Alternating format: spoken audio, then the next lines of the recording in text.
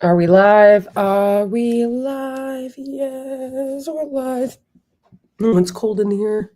Hey, everybody. How's everybody doing? How is everyone?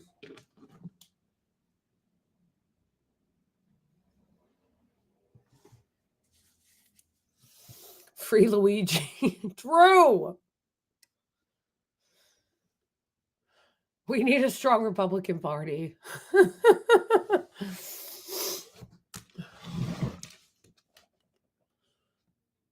Hi from Algeria. Hello. All right, let me just put that on here.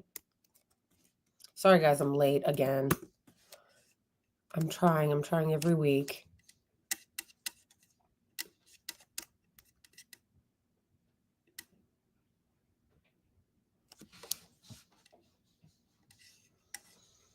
All right, good. All right, so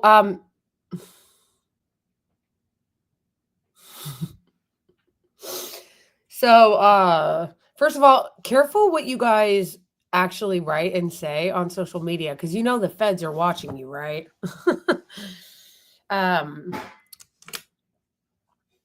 Okay, but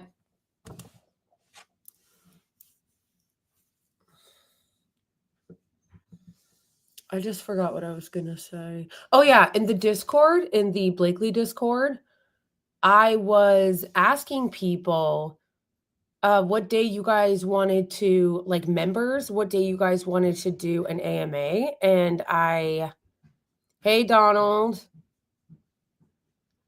what day that you guys wanted to do an AMA. I need you to answer the poll. I made a poll, which now I'm probably going to have to do next week because I didn't get all the answers.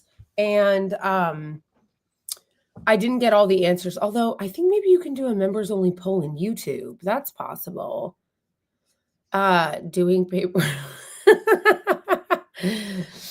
and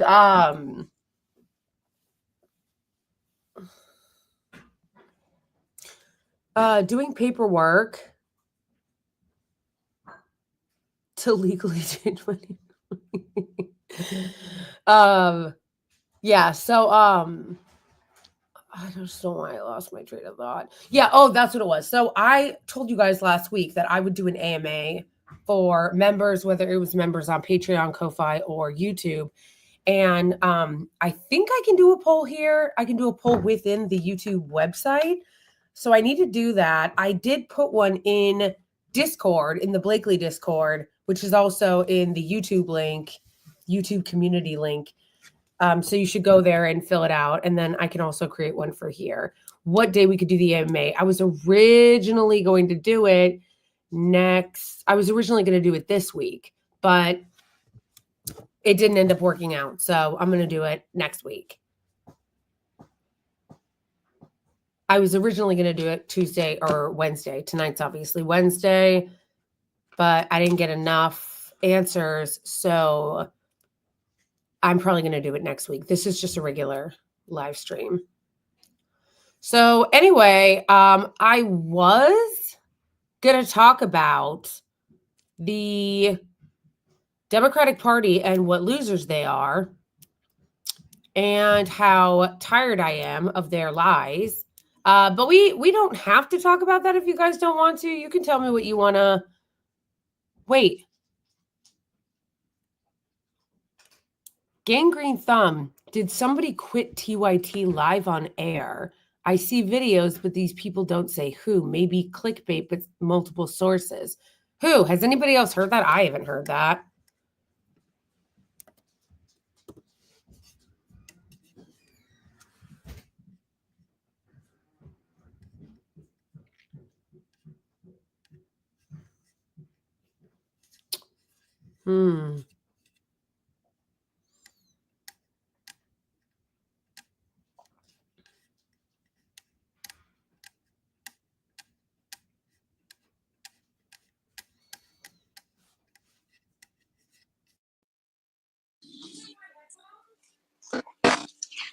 Oh, there you go. Looking for mine.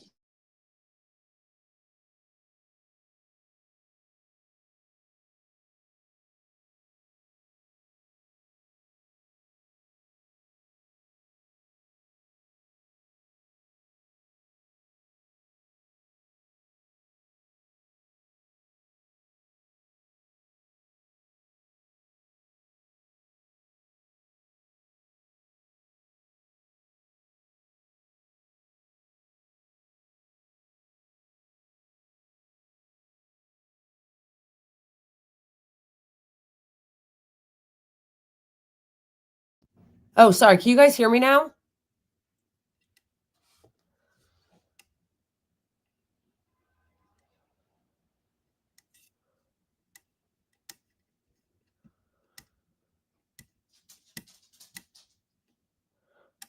Wait. Yes, I was there last night. Where were you, Donald?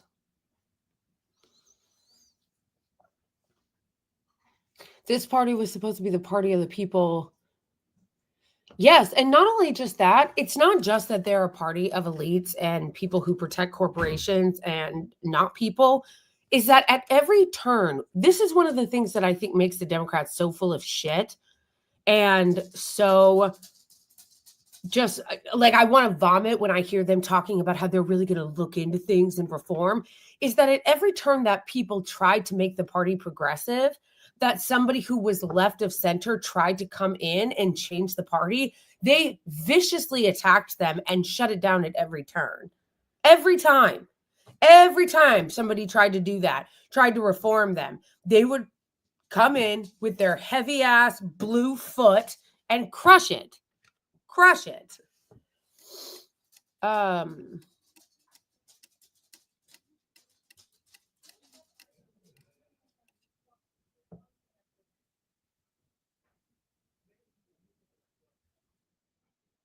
It is a dictatorship of the bourgeoisie. True. Hey, Zach, how you doing?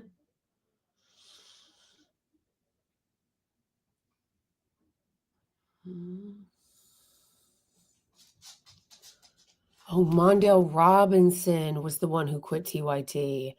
Yeah, you know what? We don't need progressives in disarray while the Democratic Party just had its ass kicked and is also themselves in shambles. This would be a good time for like progressives to clean their own shit up and kind of like start working together. But instead they're fighting, of course, because that's what the left does always.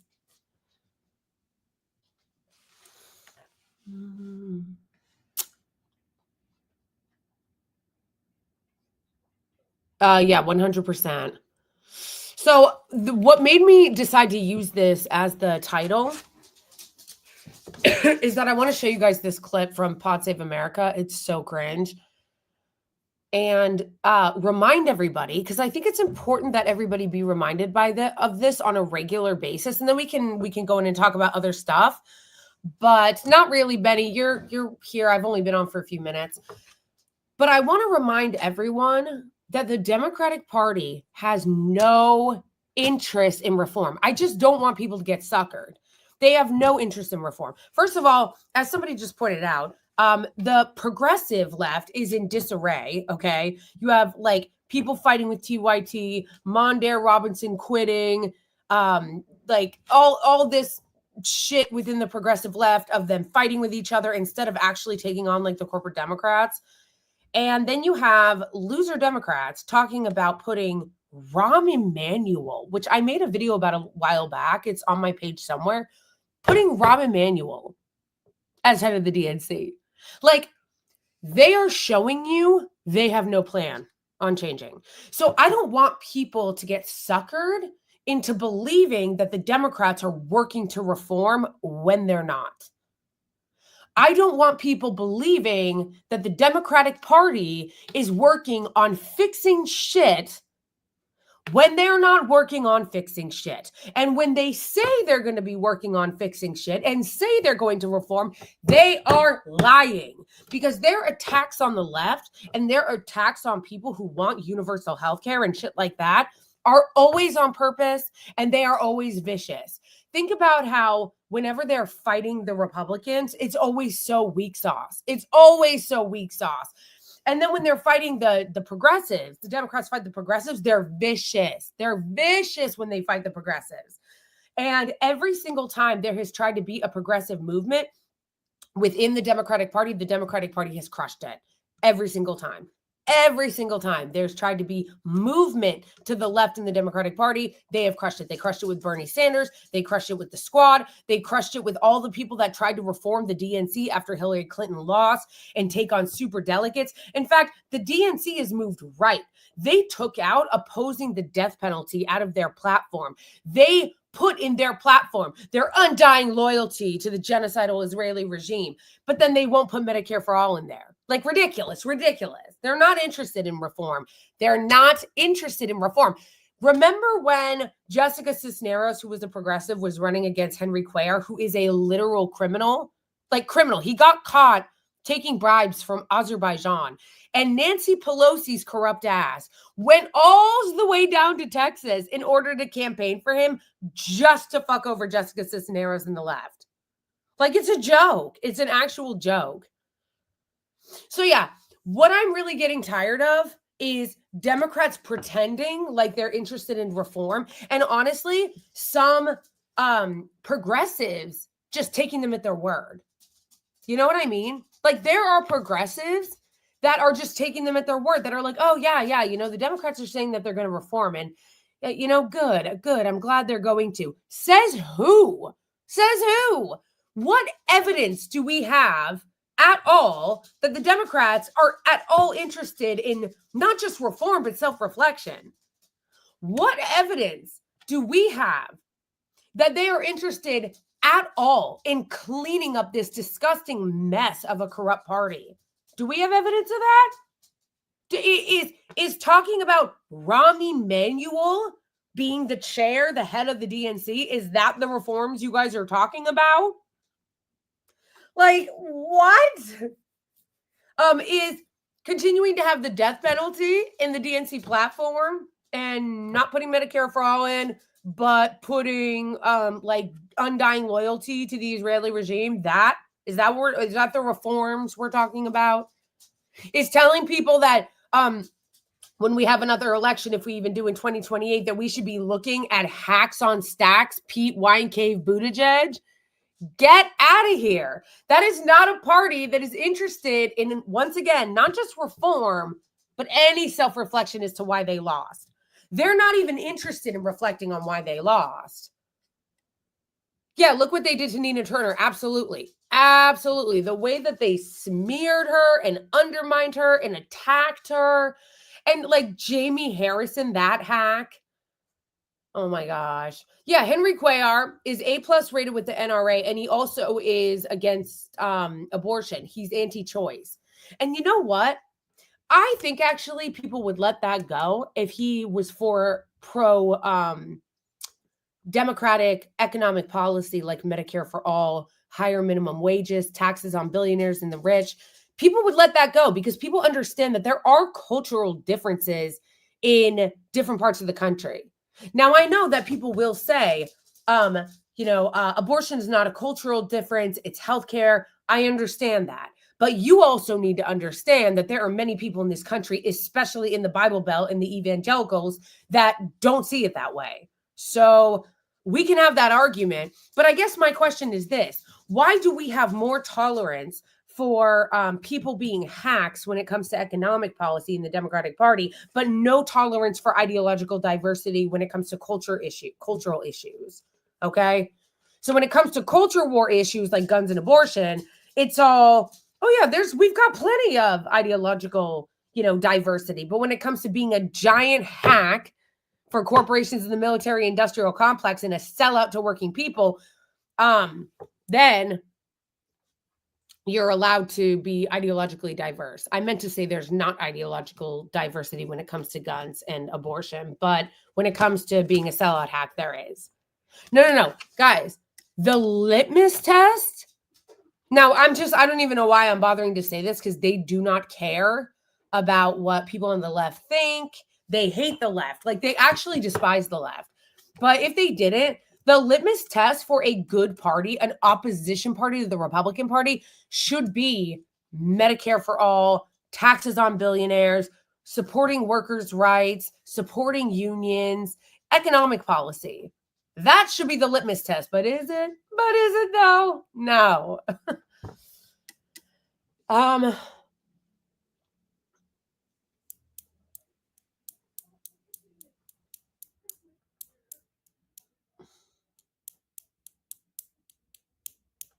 Yeah, they're not, but they're not going to reform. They're not interested in that. Again, they're not even interested in self-reflection. Forget about reform. They don't even want to acknowledge the fact that they fuck so many people over. They don't even want to acknowledge that their policies are garbage. And that's the other thing, okay? You're going to see people who are going to come out on the left in Democrat. You're going to see Democrats come out and they're going to pretend that they're taking this seriously.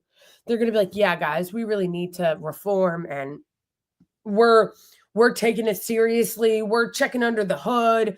You know, we're reflecting, but then they won't stand up to anybody in their own party. And the disgusting amount of like gerontocracy and corruption within the Democratic Party and the hierarchy, the gross top-down hierarchy in the Democratic Party.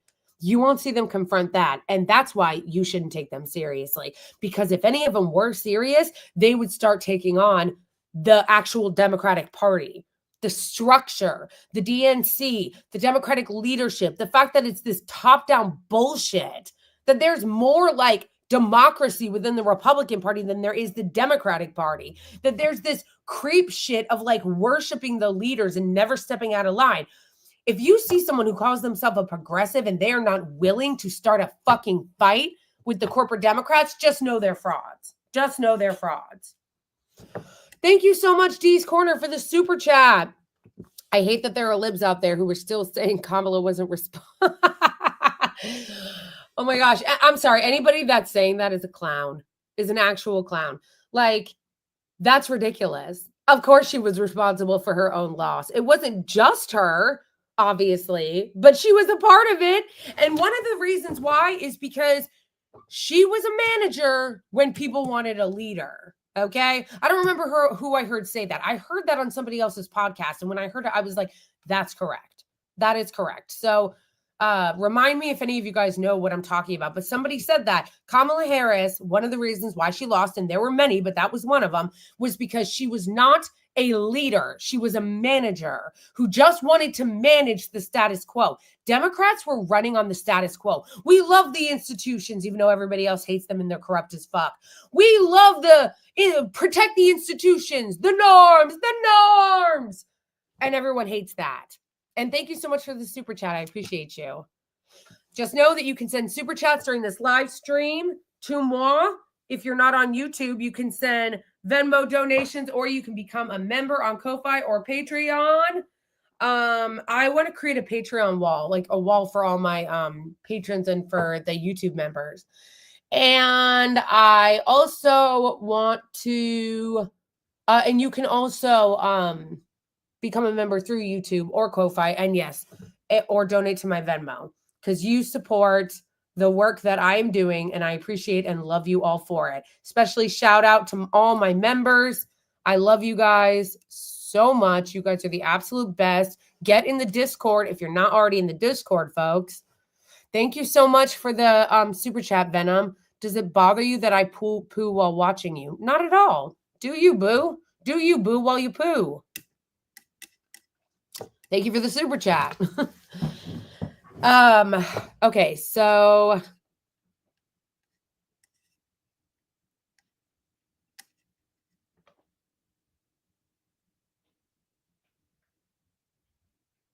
I have an accent? Someone wrote, can somebody tell me where Blakely comes from? I'm trying to place that accent and it's driving me crazy. I don't have an accent. I don't have an accent.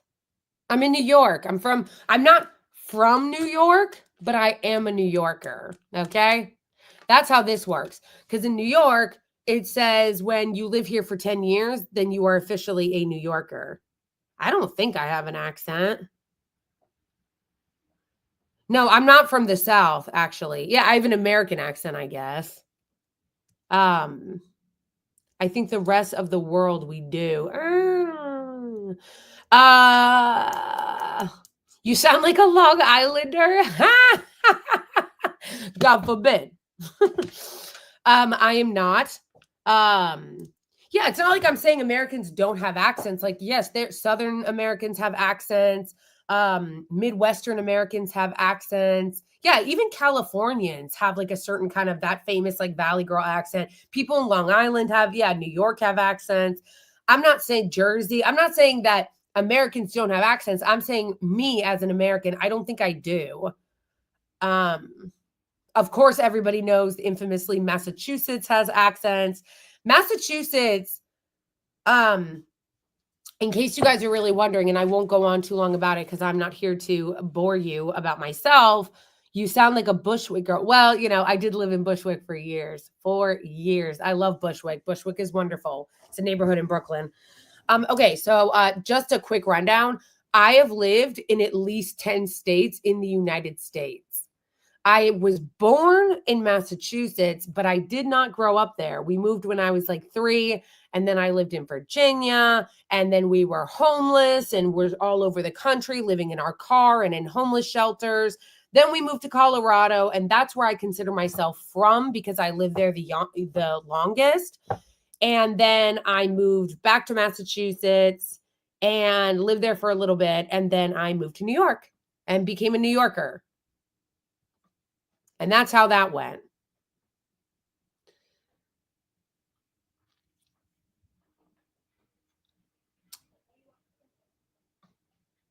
I would have guessed Chicago.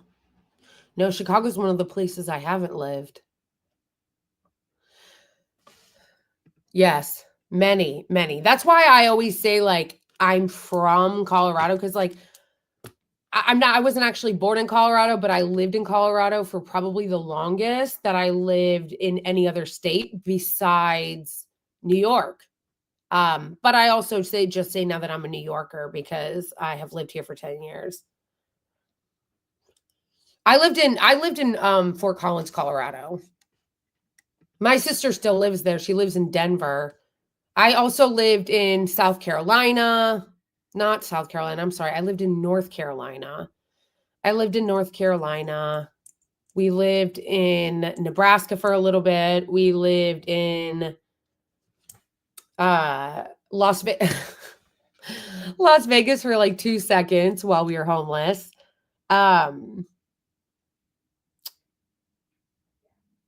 Can we all agree that Rappaport ruined the Boston accent for everyone? I don't think he has a Boston accent. I feel like he has like a really ugly New York accent.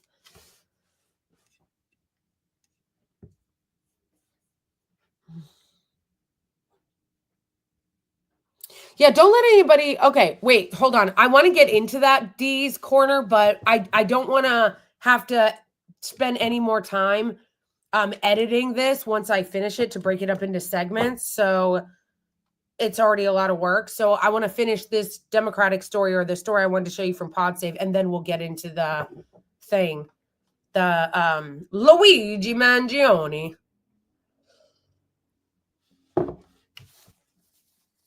Hey, Mo Business. Okay. Let me add the screen.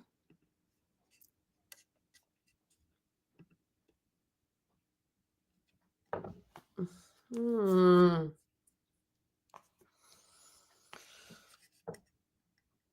way you was homeless in Vegas. We weren't in the shelters, though. We were living in our car.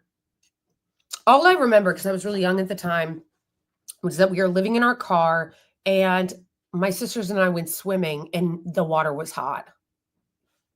I remember that.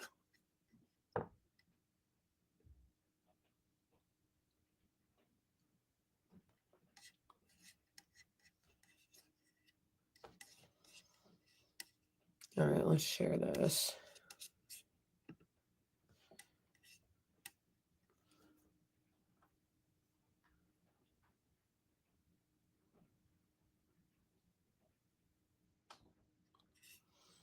Oh, we're going to have to go over this too.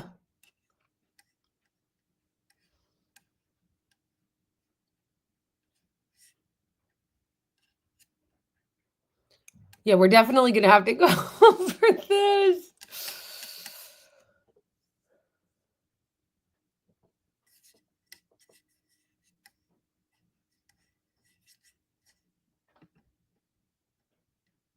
Oh, where was it? Sorry, guys. I'm trying to find the clip. I was distracted earlier, too, because we were watching the Piers But Do You Condemn Hamas show that he had with Brianna Joy Gray and that one Zionist cuck from Outkick, I think it's called. And he was like, actually, I'm in Israel right now, touring it. Like, oh, you went there to pay homage. You went there to do your little bended knee simping for the little tap dance for the Israeli regime, so they'll give you money. Is that what you're there for? And he's arguing, defending the wealthy elites and the corporations that screw over American people and the American people every day, while the Israeli regime gets healthcare that we pay for. Got it.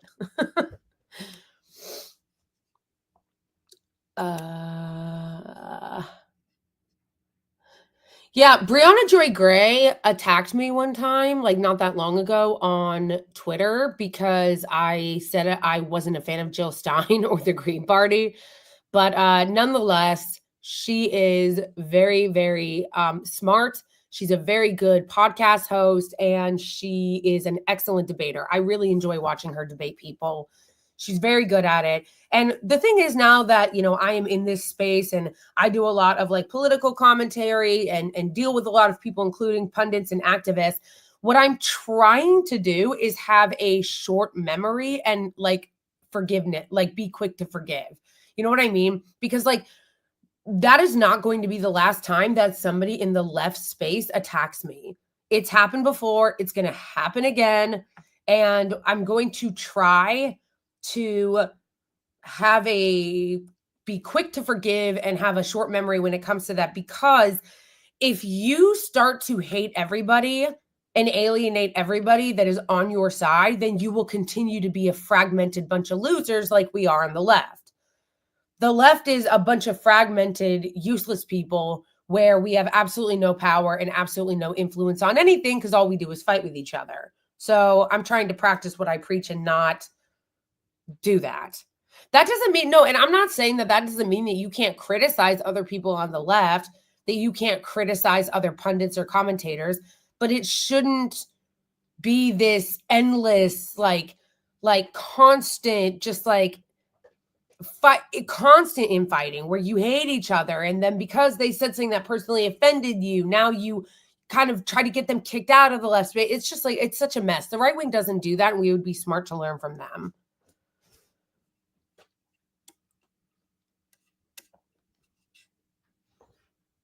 That's not allowed on the left. I know. It happens way too much. It really does. That's why I'm trying not to engage in it. And again, that doesn't mean that you can't criticize people on the left for having shitty takes or that you don't agree with. But I feel like when it comes to the left, that's all it is. All it is I never want to talk to this person again. Not only do I not agree with them or I hate what they say, but now I actually want to make sure that I'm undermining them and getting my whole community to attack them relentlessly and say they're not actually on the left. Like, imagine if the right did that. Imagine they do not do that. You don't see Tim Pool fighting all day, every day with like Steven Crowder and Ben Shapiro while they try to outright wing each other and say who's more on the right. Like, they don't do that. They actually lift each other up. Would you go on Piers Morgan or Jubilee if you had the chance to? I would definitely go on Piers, but do you condemn Hamas Morgan? Absolutely, without a doubt. That would be very fun. Jubilee, maybe. I'm not sure. I feel like it's a little douche. Like, it's a little like canned. It feels canned. It doesn't feel authentic. It doesn't feel like they authentically have people on to have discussions or even arguments. Like, it just feels very like, I don't know. So I don't know.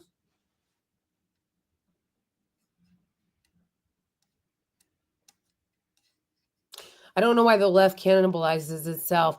Yeah, I know. It's the thing about the left too that's really depressing is that the left used to be funny, like used to have a great sense of humor. The left are so like hall monitor now. Everything's like being a hall monitor, zero sense of humor. It's just I don't know how the left became like that. I need to look into that more.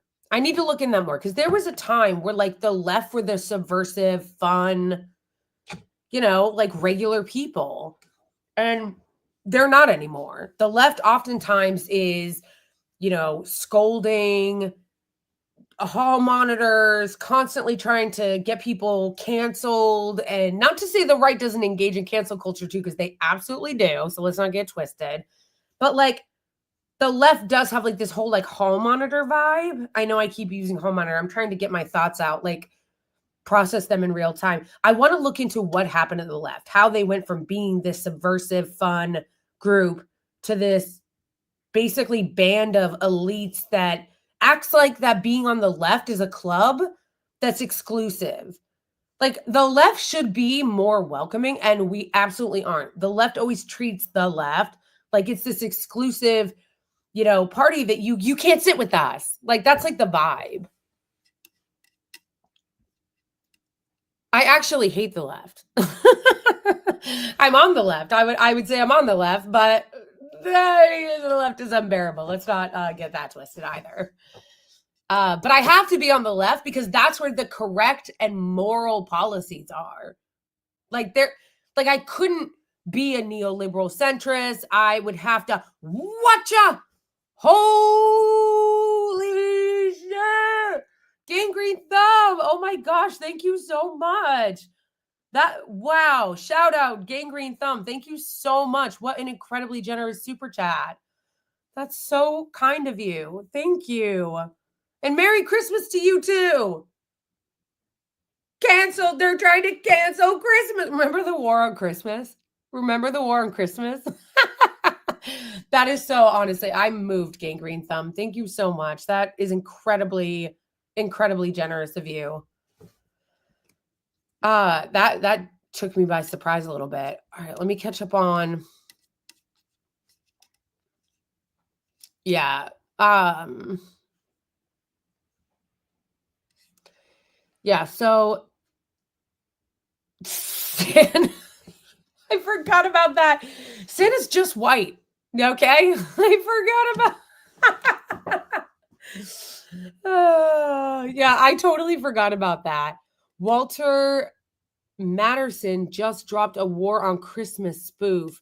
Oh, I think I saw that. Walter Masterson, I think that's his name, is really funny. And you know what? That's what I'm saying. You can appreciate people who aren't exactly everything you agree with. Walter Masterson is a lot more like lib, like he would definitely be what I would call like a Democratic liberal, a more mainstream liberal, but he is funny. I think I saw that. I appreciate his sketches. No, one of the best War on Christmas videos ever is the one of Sam Cedar. Like, absolutely, hands down. Do you guys, a lot of people won't remember this. I only know it because I've seen people share it so many times because I was so young when this happened. But he did the thing where he went on CNN and totally made a fool of this guy for the War on Christmas. Oh my gosh. Benny Julius. Oh my gosh. That is, I'm honestly like, I can't believe that. Thank you guys so much. Like, I'm going to be able to this is amazing. I'm going to actually be able to like pay my electric bill on time. Thank you so much. That is so kind of you guys. Thank you so much. I really appreciate that, Benny. HMPH. I don't know what that means, but I like to see somebody tell this. I can't tell you guys how much I appreciate that. That's so incredibly generous and kind. And I really appreciate just, anything that you guys do to support my work and my channel so that I can continue to grow this channel and be able to support myself while I do. I just, and all my social media channels and everything. That is just incredibly kind, Benny. I can't believe that. Thank you so much. You just joined. Do you guys want, okay, I want to show you guys the unbearable clip of the Pod Save Bros. Hold on, let me grab it because I was getting distracted by your incredible generosity and making it so, you know, it is absolutely because of you guys that I can even do this, And I, you know, sometimes struggle because I feel sometimes overwhelmed that like I don't have like a partner or something. You know how a lot of people have like, you know, partners, they've got podcast hosts that kind of help them. This is like a one-man show and I do everything by myself. So it can sometimes feel overwhelming and exhausting, but it is everything that I do is just because of the fact that I have the support of amazing people like you who support my work, who are supporting what I'm doing, who are in this journey with me, who care about the things that I care about and are helping me build this channel and build around the content that I make to get the message out that we're trying to get out. So thank you so much. Other ways that you can support me are through donating to my Venmo, or you can become a member on YouTube, or you can become a member on Patreon or Ko-Fi, which again, eventually I really want to create like a cute, like Patreon thing board, I think, and some cute shirts for like our little thing, once I can afford it. So somebody told me about another leftist who is named Letter Hack, I think they said his name was, and he does designs and that he makes like really, really cool art. Eventually, I want to be able to like hire him to like help us with merch and yeah, help us with like merch and help us like with things related to art in the channel. Eventually we'll get there, but we're building it. One day at a time, folks. We're building it one day at a time.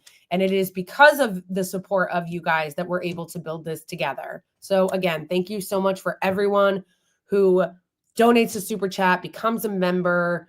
I am overwhelmed with gratitude from Gangrene Thumb and Benny for those incredible super chats. I'm so moved. Thank you so much. And yeah, let's keep building it here.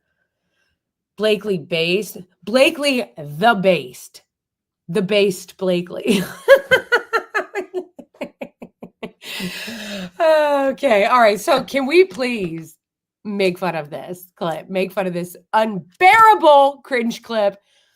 And then let's also make fun of Piers, but do you okay, actually, no, I don't want to get too distracted. Okay. We're about 40 minutes into this stream and we're going to do two. We're going to do one clip. You guys tell me in chat which ones you would rather do, which clip. Would you rather do the War on Christmas clip of Sam Cedar, which is fun. It's very fun. Or would you rather do the clip of Piers, but do you condemn Hamas Morgan crying to Breonna Joy Gray about the healthcare CEO? You guys tell me. But I have to do this clip of the Pod Save Bros just because I put it in the stream's title. So, all right, we're going to watch it and then we're going to comment. Let me know that you guys can hear, please.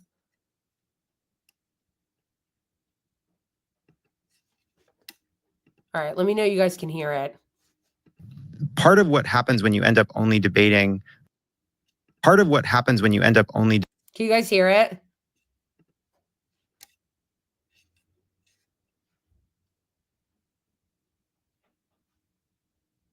I wish it would let me create a poll in here. Like, it doesn't let me create a poll. That would be fun to be able to create a poll. Okay, good. It's working.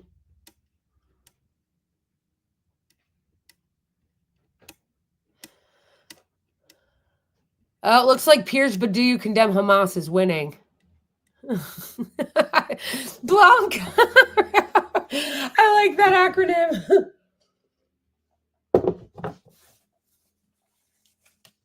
All right, fam. Let's watch this. Okay. So to set the stage, as we all know, we are having both a conversation about what giant losers the Democratic Party are and how they refuse to learn and they refuse to change. Okay. They refuse at all, like not interested in changing, not interested in reform, not interested in self-reflection. And then simultaneously, we're having this conversation about the United Healthcare CEO that was assassinated allegedly by Luigi Mangione, the Italian stallion. And people, which again, I'm going to continue to say alleged because you are innocent in this country until proven guilty. He has not been proven guilty of anything. So, yeah, and Pierce, but do you condemn Hamas? Oh, wait, no, I got distracted. That's a different part. We're going to move on to that video. Okay.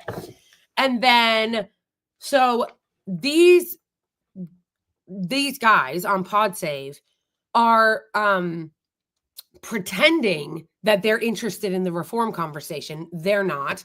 And so, of course, as we're having this healthcare discussion and this argument about healthcare, they're going to tell you why you don't deserve universal healthcare, why we shouldn't have universal healthcare. And for some reason, we're talking about Pete Winecave Buttigieg again, somebody who should never be considered for higher office ever. He's literally everything about elites that people hate.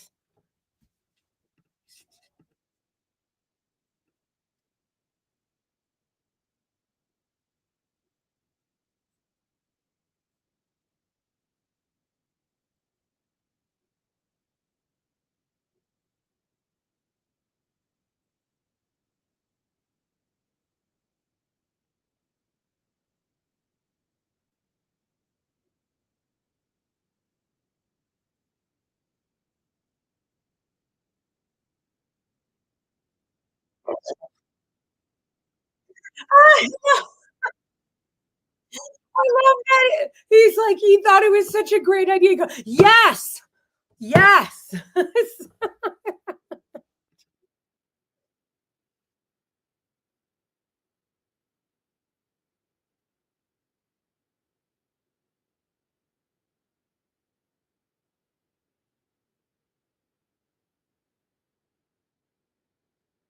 First of all, it is a straw man to say that we can't have both conversations. That's a straw man. Why can't we have a conversation about Medicare for all or single payer healthcare while also talking about right now lowering the Medicare age, eligibility age? Why not? Like acting like we can't is just not honest, is bad faith.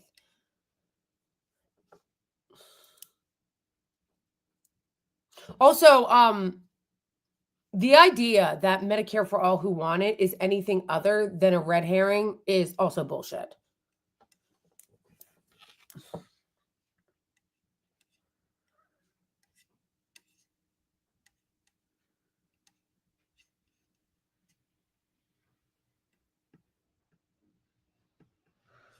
Yeah, the problem is we commodify things in this country that shouldn't be commodified. Creatures of the algorithm read your chat more. I do. Shut up. I literally do. I read it throughout the entire stream. Anyway.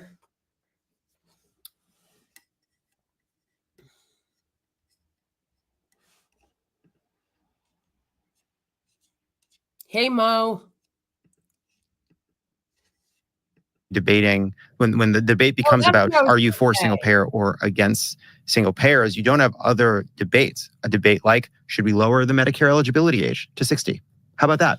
Or I was going to say, to your point about people liking Medicare so much, I think that the plan offered in 2020 that was both the best plan but also the most politically palatable plan and that most people liked it was, remember Pete Buttigieg proposed Medicare for all who want it. Yes. And so basically it would allow anyone, if you really want Medicare and you want to be covered by Medicare, you can choose. Sorry, you guys, I just realized what happened. It was on the wrong tab. That's why the video wasn't playing. It wasn't playing because I had it on the wrong tab. See, this is what's so annoying and rageful about only having like the ability to do live on my laptop and not have like two monitors. Because if you have two monitors, it's easy to see both, but I have to switch between tabs and like sharing tabs. So I was on the wrong tab, I guess. It's saying though that it's playing now, right?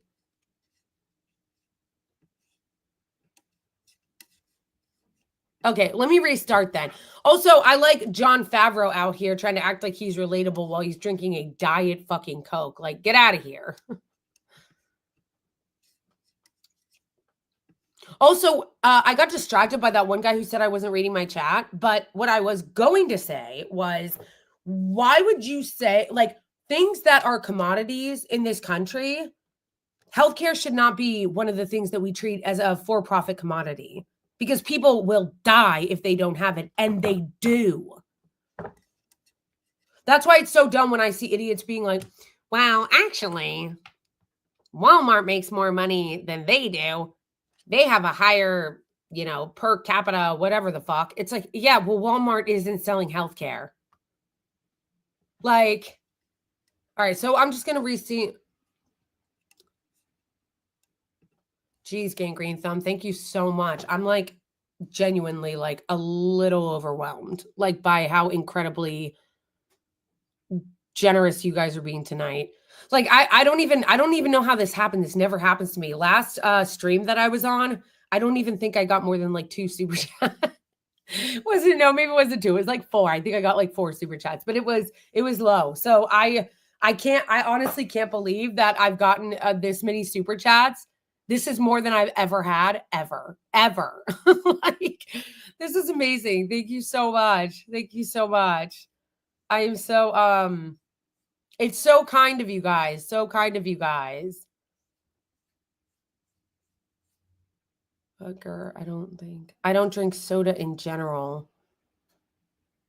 It'll be like $500 after Google Skims. True. Okay. That is true. They do. That's the reason why I always say that that I prefer Venmo. People sending me money to Venmo because they don't take the kind of money. I don't think they take any money where Google takes 30%. However, I'm not complaining, okay? Because I just got 3 incredibly generous super chats from 3 incredibly amazing people in my community, and I'm not complaining. Thank you so much, you guys. So kind, so kind. I don't even think I was so like, that was so generous of Gangrene Thumb. I don't even think I read the super chat. Privatize healthcare for those who want it. Yeah. Thank you so much, Gangrene Thumb. Thank you so much. All right, let's power bill paid. For real though, guys. For real. Like I was, my electric bill is pretty high. So I'm excited that I'm going to have no problem paying it this month. Best chat ever, really. We do have a great chat here. We do. I tell you guys this all the time that I love my YouTube community. You guys are amazing. All right, let's rewatch this. But I love how he goes, when he brings up Medicare for all who want it, he's like, yes. Part of what happens when you end up only debating, when the debate becomes about are you for single payer or against single payer, is you don't have other debates. A debate like, should we lower the Medicare eligibility age to 60? How about that?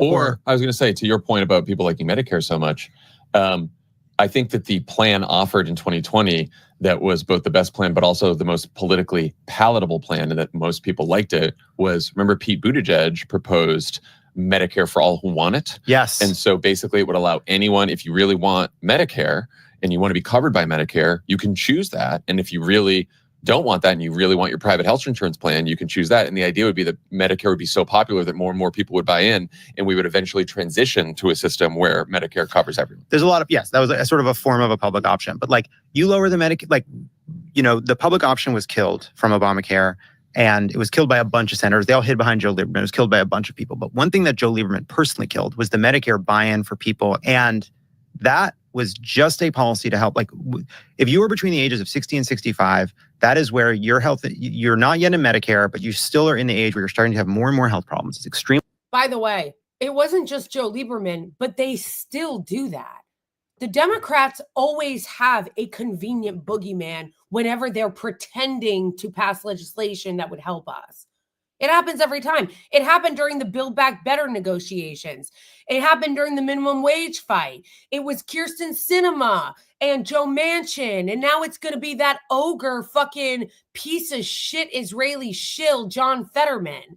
They always have a convenient boogeyman to kill any legislation that would actually help the American people. Thank you, Gangrene Thumb, for the super chat. Please set up Cash App. Venmo doesn't work for me. I tried. Oh, I actually do have Cash App. I do. I should add it. I forgot about Cash App. I will set it up. In fact, I think I should change my Cash App. I should change my Cash App thing, but I forget my handle, but I forget what it's called. I'll tell you at the end once I find it. But you know what I'm going to do too, Gangrene Thumb, or for anybody who is able to donate to me at Cash App, I'll put it in my link tree, because I have like the links to like how people can support me in my link tree. So I will add Cash App to that. What is a YT cut? I think it means YouTube cut. Yeah, I think it means YouTube cut. It's 30%. They take 30% of everything we earn, creators earn.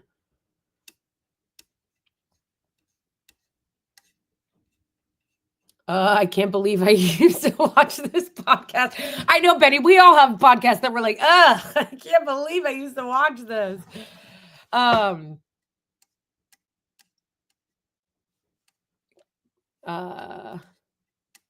The whole bullshit scream we call the economy. True. I thank God I'm an Aussie when I hear Americans' horror stories about their dog shit healthcare system. You poor God. You know, the thing is too about this, Donna, I would say this to everybody who is not an American. Hold on to your healthcare and do not listen to any ghoul that comes in and tries to tell you they need to privatize it. Hold that shit until they pry it from your cold, dead hands. Because we already see them trying to do that in the UK and in Canada, where they go, actually, the healthcare system's really broken here. We need to privatize it or have a public-private partnership. It's bullshit. It's a lie. Do not ever allow them to take your free healthcare from you. If they try, you guys should be rioting in the streets. When they say privatize, they mean ruin it. They mean defund it. They mean take it away from you and give all the gains to the private elite so that they can profit off your sickness. It is exactly what they do here in the United States. And yes, we should start a trend. We should start a hashtag that people can share their stories. Like their stories, their horror healthcare stories. I am actually surprised this isn't already happening. We should have a hashtag on Twitter, on every social media platform, where we should be starting a trend called, like, I don't know, my healthcare story or my healthcare horror story or something like that. Some kind of hashtag like that people in the United States can share on every social media platform, their personal horror stories with the American healthcare system, because it is abhorrent. This system that we have is vicious, and it drives me crazy when I'll hear people say, oh, well, in the UK and in Canada, they have long wait times. Bitch, they have really long wait times in this country too. The only time you don't have a long wait time is if you're wealthy. If you're wealthy, you can get in quick. If you're not, you're on that fucking waiting list. Not to mention that even when you do have a doctor, they'll tell you that you can't see certain doctors because they're not in your network. And even if you can see the doctor, that you might not be able to even go to the hospital because that doctor's office may not be in network. And then even if you go to one that's in network, you've got to meet a bullshit deductible that you have to get past. Let's say it's a $3,000 or a $5,000 deductible that you have to pay out of pocket until you meet that before they'll cover it in full. And that's even for the things that they cover and the claims that they don't already deny. It's a joke. It's an actual joke. Don't ever let them take your healthcare away from you. I'll sometimes see it in the UK, them trying to start to creep toward that and try to brainwash people. Do not let them brainwash you into thinking private healthcare is good. It is criminal. Extremely expensive group to insure. If you get laid off when you're 58, it's incredibly expensive. Like, there's a huge bunch of problems that happen there. And Joe Lieberman personally killed a Medicare buy-in. But like, if we could get the Medicare age down to 60, it costs about $25 billion a year, a tiny, tiny fraction of the budget. And that alone would bring healthcare costs down for fucking everybody just by dint of getting this pool of expensive people to insure off. But like, these are the kinds of things I think we should be talking about, like simple fixes that get us on the road to Medicare for all. Because like Ro kind of said, like, you're not surprised by the reaction. If they were serious about being on the road to Medicare for all, they would drop the age of Medicare to like 40. That way people could really experience the benefits, and it would move the whole country toward it immediately. Incredible amount of anger and antipathy towards health insurance companies. We should target it. We should direct it towards a political aim that could actually help people as soon as possible. But you're not going to do that. Guess what? If there were Democratic majorities in Congress and Democratic president, we'd get a public option. We didn't last time around, even though Joe Biden proposed it, because we had Kirsten Sinema and Joe Manchin. If we had won the Senate this time around and won the House and won the presidency, then we'd be talking about a public option first. No, we wouldn't. Absolutely no, we wouldn't. I'm about to get mad. This is a fucking lie.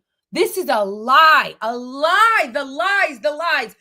What you just heard from Jon Favreau, or whatever the fuck his name is, that if Democrats do this to you all the time, okay? This is literally Lucy in the football, okay? I really want you guys to understand this, okay? Please.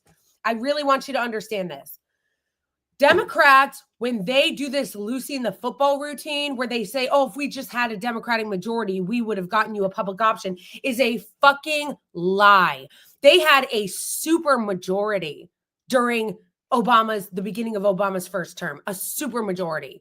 And you know how a second ago he just said, oh, well, it was Joe Lieberman, it was these other people that killed the public option, and that's why we didn't get it.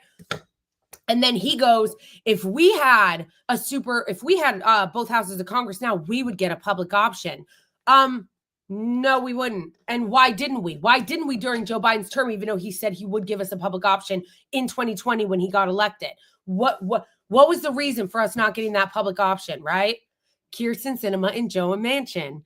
As I was just saying a second ago, please, you guys, put this together. Just as I was saying a second ago, there is always a boogeyman. There is always a reason why Democrats can't get you the things they say they're going to try to get for you. And there is always and always will be a Joe Manchin and a Kirsten Sinema and a Joe Lieberman. They always have some excuse. So for him to have the goddamn minerals to come out here and lie to your fucking face and say, oh, if we had just had Democratic majorities in Congress, then you would have a public option, is a fucking lie. And you know why? Because that's what they do every time. And that's exactly what they did when Joe Biden got into office. So whether it was Joe Lieberman denying you care and saying that we couldn't have it back when Obama was in office, or whether it was Joe Lieberman and Kirsten Sinema when Biden was in office after he had promised that he would fight for a public option when he got elected, or whether or not if Democrats had gotten majorities in both houses of Congress and a Democratic president have won, they would have had two other hacks like John fucking Fetterman and like, who's another giant fucking corporate stooge hack in Congress and the Senate? Somebody like, what's the name of the senator from Jean Shaheen? Is that her name, from New Hampshire? That fucking hack. They would have had those two fucking hacks deny the votes for a public option.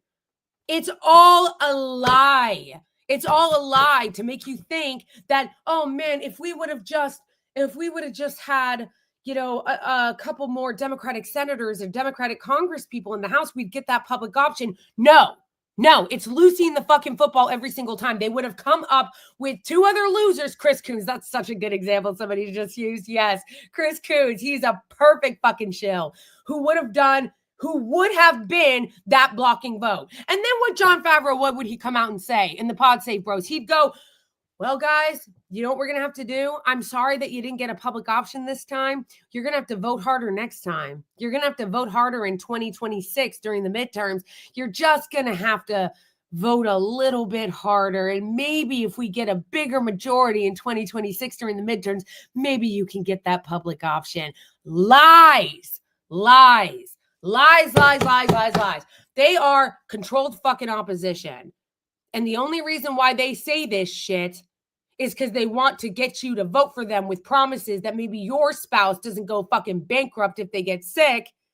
And then when they get elected, they go, oh, sorry, we can't. The Democrats are the party of broken fucking promises. Oh, we're gonna fight for a public option. Sorry, we can't. We're gonna codify Roe v. Wade. Sorry, we can't.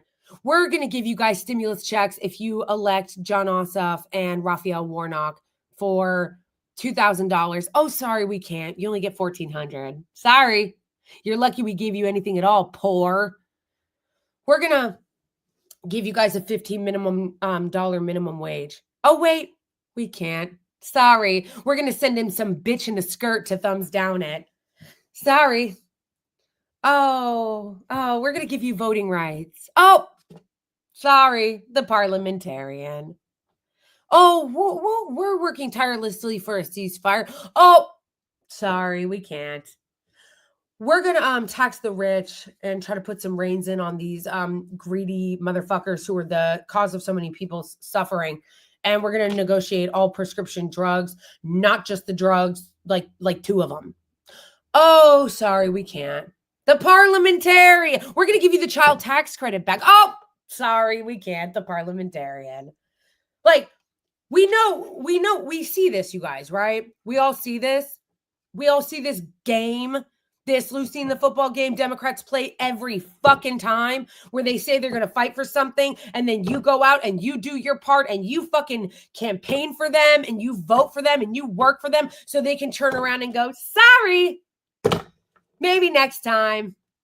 They're full of shit. They're full of shit. And this Jon Favreau guy is full of fucking shit when he tells you that if we had just elected a Democratic majority, that you were going to get a public option. What a fucking lie. What an insult to the intelligence, as Luigi Mangione would say. That is an insult to the intelligence of the American people if you believe that fucking shit. And we don't. We don't believe that shit. We know they're fucking lying because after Biden got elected, you never heard about the public option again, did you? Even though we were in the midst of a once in a lifetime fucking pandemic that not only killed a bunch of people, but it also like disabled a bunch of people. Like people don't talk about how like COVID was a mass destabilizing and mass disabling event for millions of people. No, don't talk about that. We never heard about the fucking public option again. In fact, what you actually did if you're an American citizen is your tax dollars went for the development of that vaccine. And then once they approved it, even though you paid for it, the healthcare companies turned around and said, okay, now you got to pay. You may have gotten the vaccine for free when it first came out, but now you got to pay because we need our profits. So even though you paid to develop it, fuck you. Give the profits to us. And if you can't afford it, we don't give a fuck if you die. That's what that is. So he can shut his fucking trap because that is a fucking lie and no one should believe it. Jeez.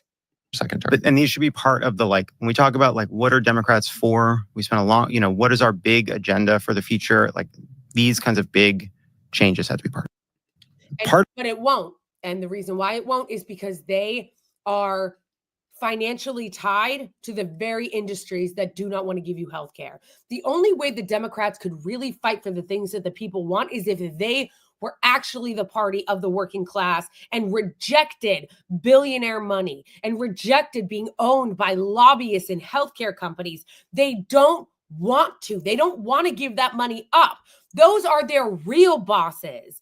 And the only way that you could ever believe them that they were actually going to do that is if they rejected the corporate sellout, the wholesale buying and purchasing of our fucking government by corporations, billionaires, foreign governments, and lobbyists that are the same people that make it so that they cannot represent you.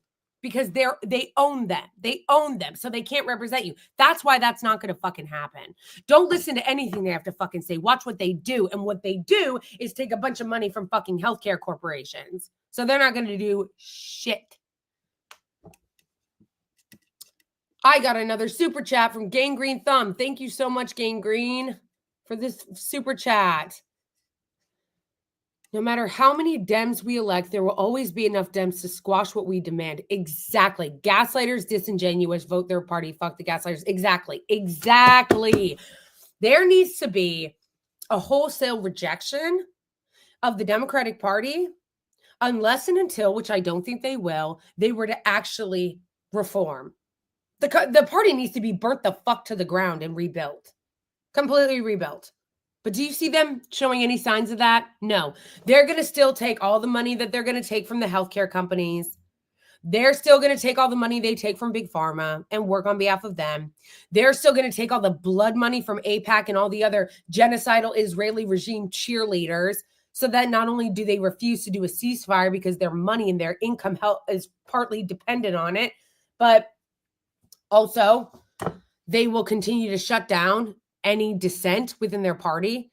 They'll continue to kiss the ass of Democratic leadership because they're a hierarchical party that is a closed club that allows this top-down dictatorship where you don't question Nancy Pelosi and you don't question Hakeem Jeffries, rather than actually having, a Democratic party. Unless and until you were to see some serious fucking changes, do not believe a single word that they say, and nobody should vote for them. So long as they continue to be Republican light, they should lose elections. I'm not fucking kidding. They should lose elections so long as they continue to be Republican light. Because you know what? If people want to elect Republicans, they're going to vote for Republicans. Republicans are, yes, the party of the rich and the party of the elite and the party of the 1% and the party of the Israeli regime. And their voters are fine with that. So if that's what you want, then go vote for a Republican. The Democrats are supposed to be the opposition party. So unless and until they decide they're going to be that, don't vote for them either.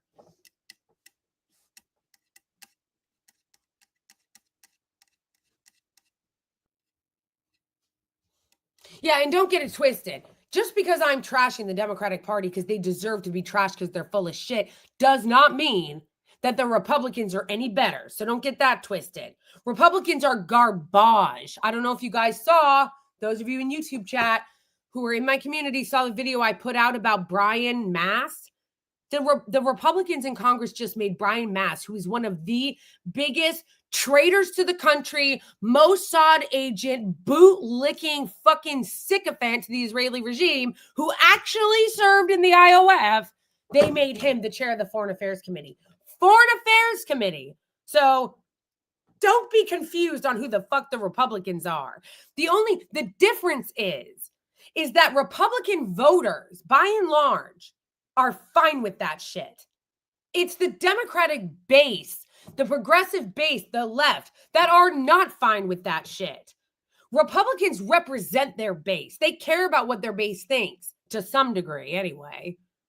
But Democratic leaders and the party, they hate their base. They hate their base. They don't just not give a fuck about what their base thinks. They fucking hate them. So understand that.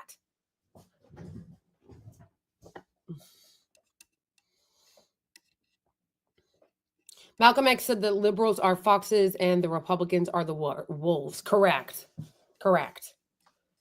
And it's gotten way worse since then from an economic perspective, like with money in politics and the Israeli regime and the military-industrial complex and Big Pharma. They've gotten so much worse, and things have gotten so much worse since Malcolm X was alive. Anyway, so that's that on that story. Don't be deceived. Don't be fooled. Doesn't mean that you shouldn't vote. You should still vote, because how you exercise your power and let these motherfuckers know that you're not going to take their bullshit anymore is by voting for third party. Because if you just stay home, then people don't know you oppose it. You know what I mean?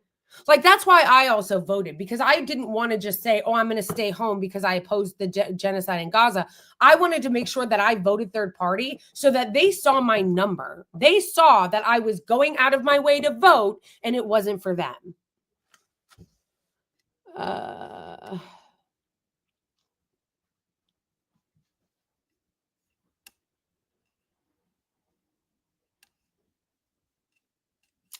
Yeah, it's insane.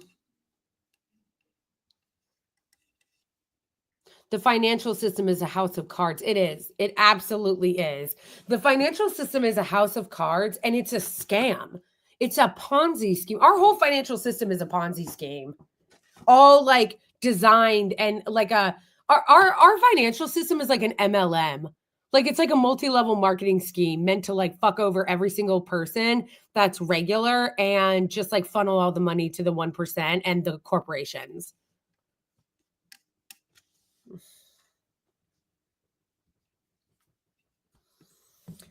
We're not going to take it. No, we're not going to take it anymore.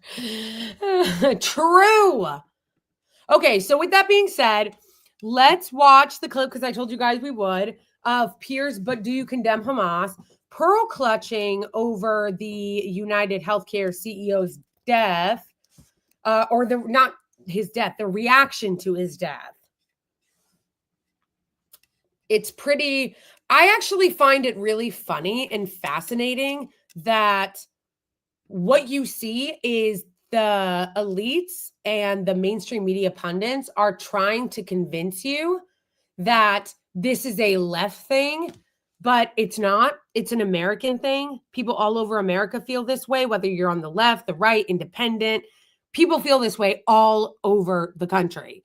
And there is a concerted effort by people like Piers Morgan and like that loser Clay Travis, who's also like a bootlicker of the billionaire class, and right now is genuflecting at the altar of the Israeli regime so that he can get more money for his loser show or whatever the fuck.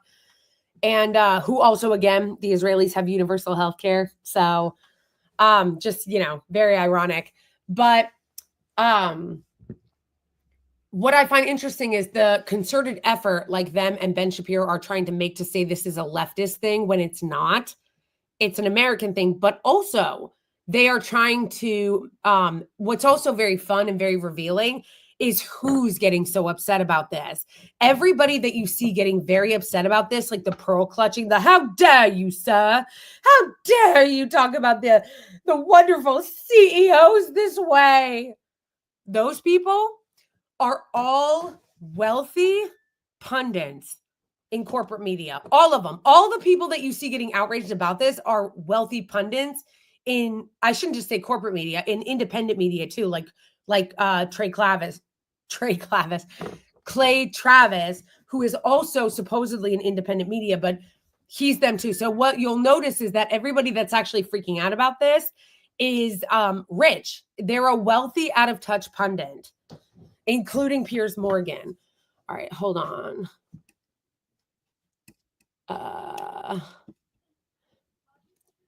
I'll read a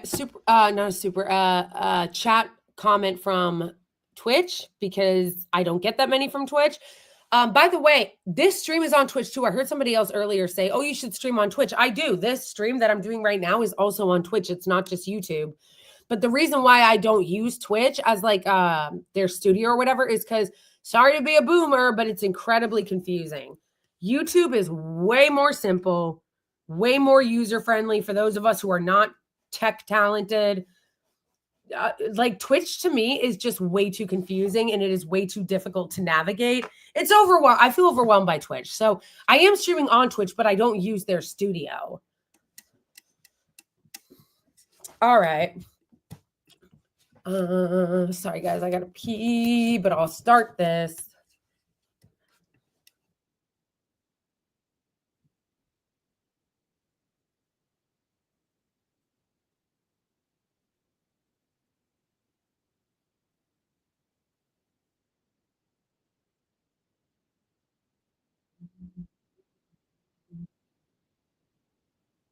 Debate, not a healthcare debate. It actually is a healthcare debate. America die because people like Brian Thompson, who run companies like United Healthcare, deny insurance claims that could have saved the lives of their loved ones. This is someone who had a very privileged upbringing, background, very wealthy family. The CEO of United Healthcare is someone who came from a working class family, went to state schools, didn't go to the University of Pennsylvania. To be clear, you don't have any empathy for him after he was executed.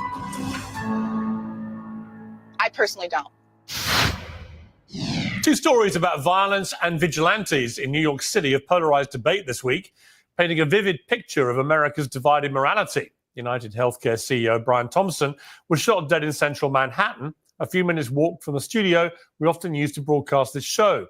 The father of two's execution was met with perverse festivity and, yes, even joy. You're supposed to be on the caring, sharing left where You believe in the sanctity of life?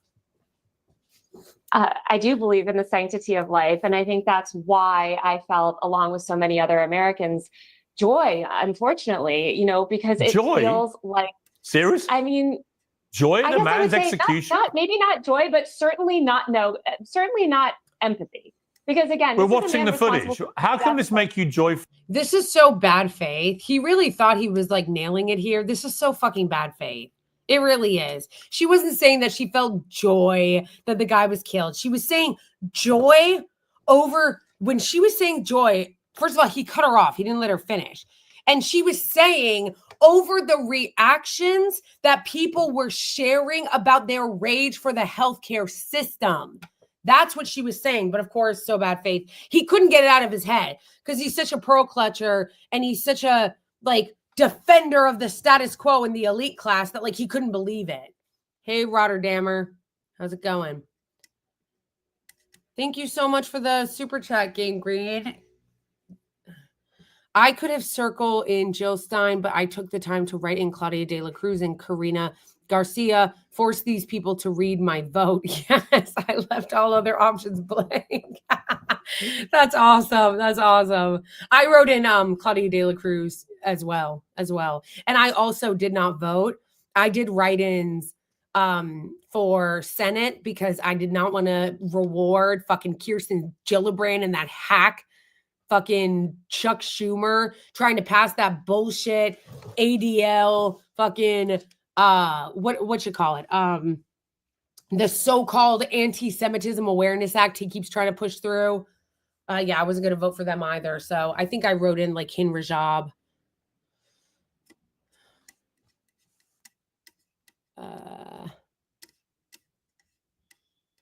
I hate when they say the tolerant left, such and such and such. It's who said we were tolerant?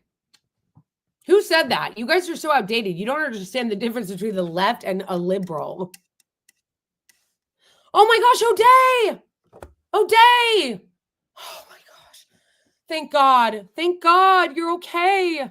You're okay, right? You were in my last 2 streams and I know you told me that you had a court hearing coming up and I was really worried about you. Please tell me, O'Day, that you're okay.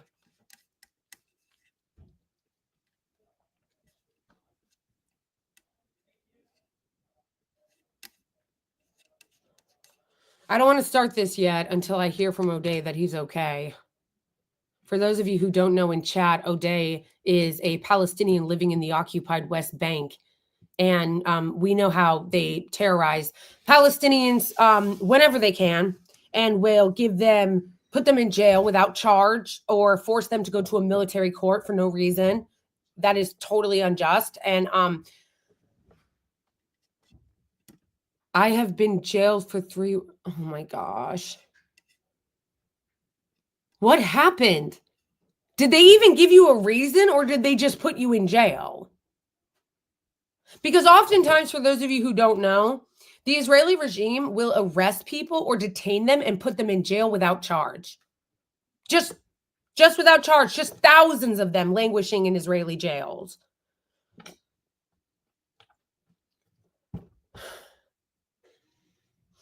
I am so sorry, O'Day, to hear that you got arrested, that you were in jail.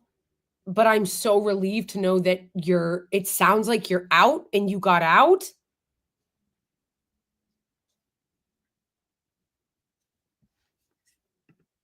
Oh my gosh. Are you guys seeing this chat? I got beat up daily, starved, and it sucked. I have 2 broken ribs. This is how, and let me guess, I don't know if I missed it here maybe. O'Day, did they even say why you were arrested? Did they even give you a reason? This is the type of terrorism, you guys, that happens every single day in Palestine. Whether you are living in Gaza and under an actual literal genocide right now, or whether you're living in the occupied West Bank where they're constantly terrorizing Palestinians because they want to just steal their homes. They are just constantly terrorizing the Palestinians in the occupied West Bank. Arrested him for what? What did O'Day do that they arrested him for. It wouldn't surprise me if they didn't even give him a reason, if they didn't even give him a bullshit reason as to why they did. And then once they do, they beat people up, torture them, starve them, and all kinds of other insane human rights abuses. They said I support terrorism. Oh my gosh.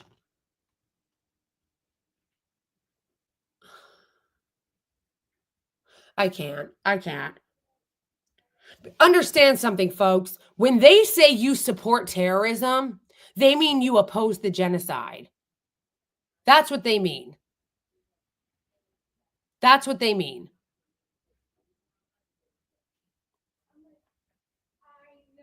I'm so sorry, O'Day. I'm so sorry. That's so horrible. It's so horrific.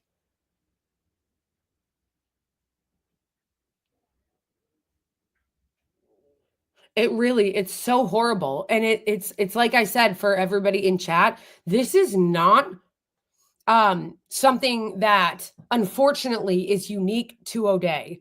They do this to Palestinians in Gaza, in Gaza before the genocide, and in the occupied West Bank all the time. All the time. A Palestinian will just be living and they'll be like, actually, sounds like you support terrorism. We're going to arrest you. Do they have a right to a lawyer? A right to, not, be put in a military jail? Like, it's insane. The human rights abuses are insane. This is not a just system. This is not a system. The thing is that they pretend to be a democracy, okay? They pretend to be a democracy. And in a democracy, they're walking around and arresting civilians and torturing them. You better not talk about this for safety. Everything is mine. Yeah, exactly. Actually, that's the only thing I was thinking was I don't want to put O'Day in any more harm's way, Because again, O'Day has never done anything wrong. Anything wrong. All he has done is oppose the genocide in Gaza. But in the Israeli regime, that's not allowed. You're not allowed to oppose their genocide of the Palestinians. And if you do, they're going to knock on your door and accuse you of being a terrorist and arrest you. Which they have a very selective, the West and the Israeli regime have a very selective memory or selective way in which they decide who's a terrorist sympathizer, who's a terrorist and who's not. Because wasn't it the guy that just got elected or not elected, but picked to be the head of Syria was considered a terrorist by the UK and the United States not even 10 years ago. And now they're like, I saw people from Gaza and they were in worse shape than I was. I cried for them. I'm so sorry, O'Day. I'm so sorry that you had to endure that. But as the person who said from Twitch, I also worry because I don't want to put you in harm's way by even talking about this if the Israeli regime is spying on you.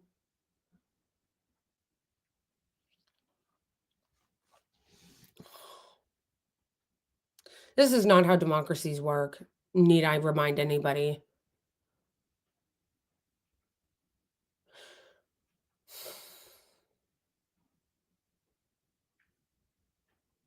You guys, this is why we have to keep fighting for a free Palestine.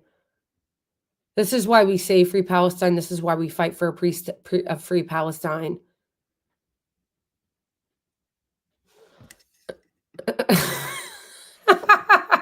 Actually, I don't care. O'Day, you're amazing. You're amazing.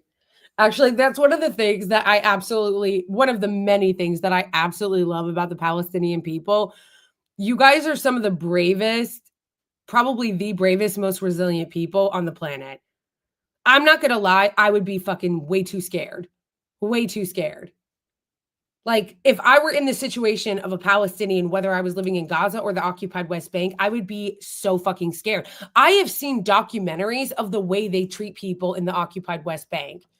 documentaries on Al Jazeera, on YouTube, on Netflix about the way, before I think Netflix took some of theirs down, about the way that the Palestinians are terrorized in the occupied West Bank, I would be pissing myself. I would be so scared to do anything. And Palestinians continue to be strong and dignified and not allow themselves to live in fear and be dehumanized by the Israeli regime. I just admire that. I don't know how anybody could not admire the incredible resilient spirit of the Palestinian people. And you know what? I think we should, hold on.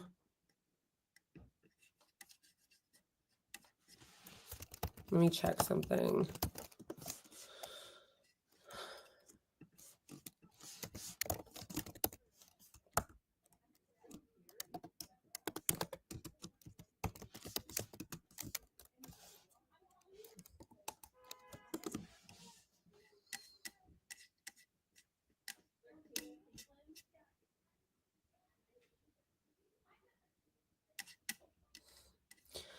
How many of you guys have heard of the writer? He's a very famous writer in the United States named Ta-Nehisi Coates.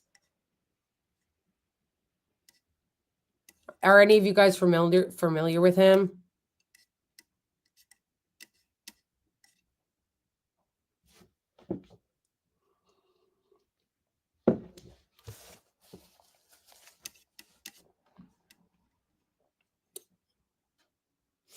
Okay, so Ta-Nehisi Coates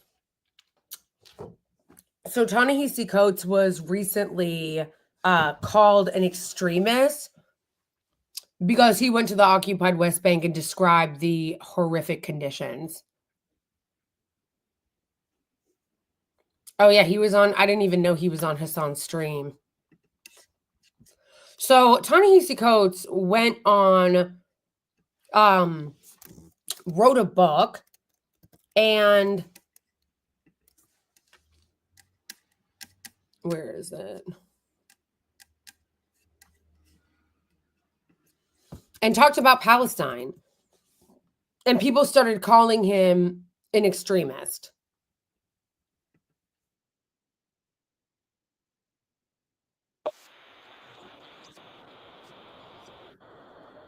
Right, but I want to watch a little bit of this so you guys see what Ta-Nehisi Coates has said about his experience in the occupied West Bank when he went there.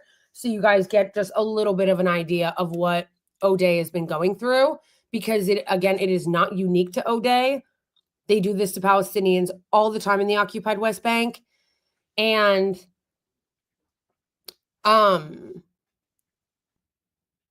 the attacks on Ta-Nehisi Coates are so revealing about our elite class and the influence of the Israeli lobby on our politics and media, because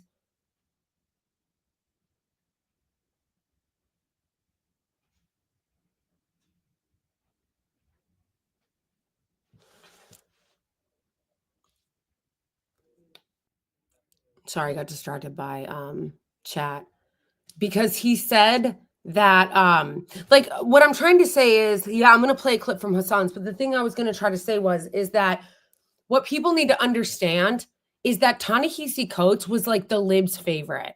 Like, the Blue MAGA and the libs loved Ta-Nehisi Coates. He was like the darling of the establishment liberal. They called him Obama's favorite writer. And then when he spoke out against the occupation and the brutal dehumanization and attacks and terrorism that the Palestinians in the occupied West Bank deal with on a daily basis, the establishment turned on him. All the people that love Ta-Nehisi Coates now turned on him and called him an extremist and Hamas, of course. Sorry, we're still going to get to this healthcare thing. I just want to play a little bit of this because I think it's important in the context of what we are talking about with O'Day.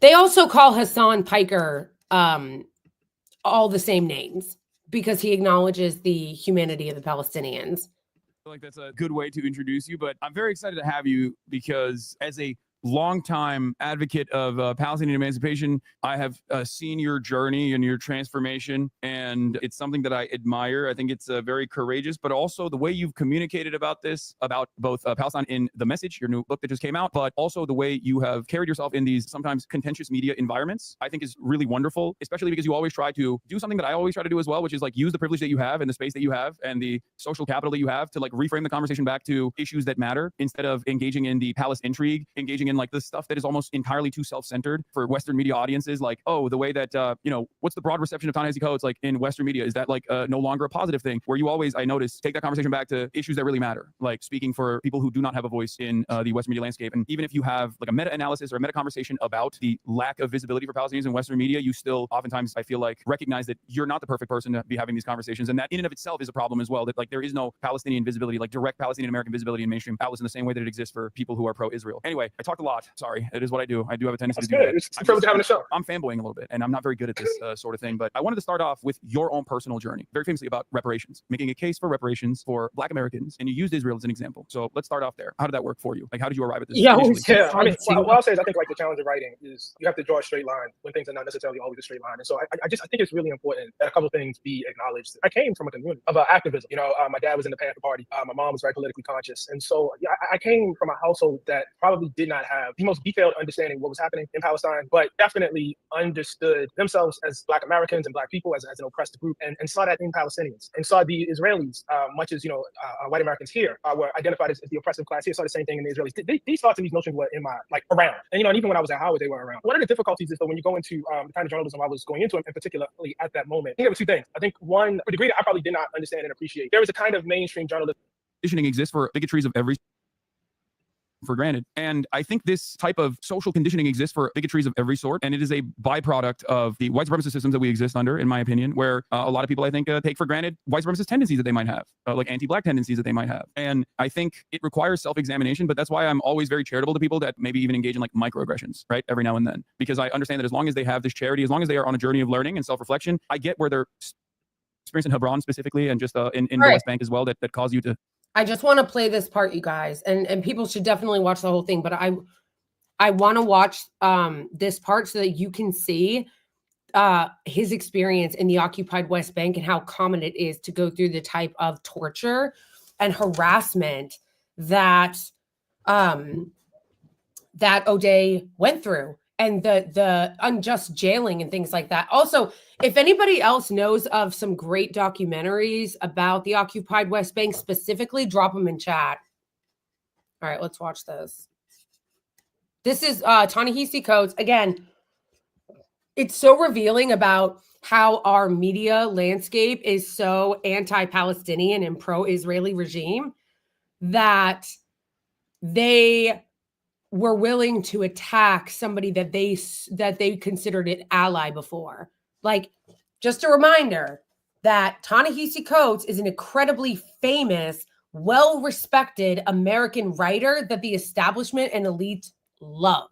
So the fact that they turned on him really shows you how challenging the Israeli regime or acknowledging the humanity of the Palestinians is a third rail in American politics and media. To fully realize what was going on? Yeah, it's very painful. First of all, Hebron is very poor. That's the first thing. And I should actually, I'm gonna slow down a little. No, Hassan's cool. He doesn't copyright people. There are people on here that are cool. They won't copyright you or whatever. He doesn't mind that. Obviously, there are some douches that will, which is like so cringe considering that, you know, we all use clips from different people. So the people that make a big deal of it, like using their clips, are so cringe. Okay.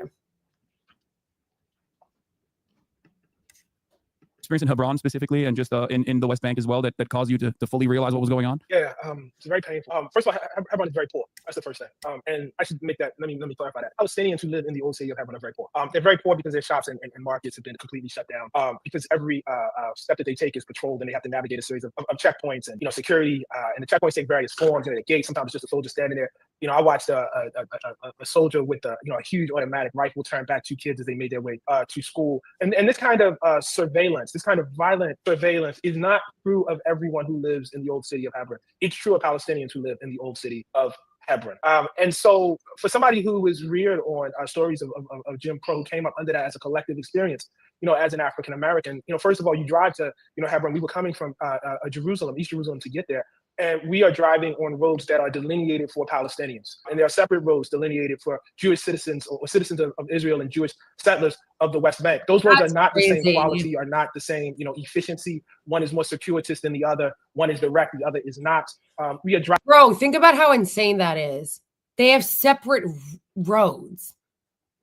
Separate roads. That's crazy. Benny is losing their mind over Hassan. Hassan is handsome. Of course he is. But we're focusing on the substance here, Benny. We're not. We'll do thirst trapping later.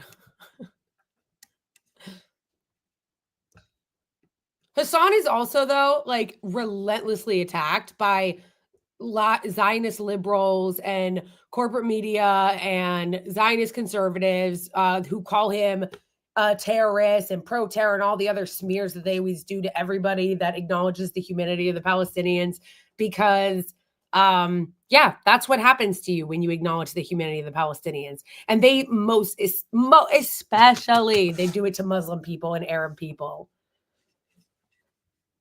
Like, don't even get me started on Frogan, who is a creator and a streamer on Twitch. The attacks on her are just insane.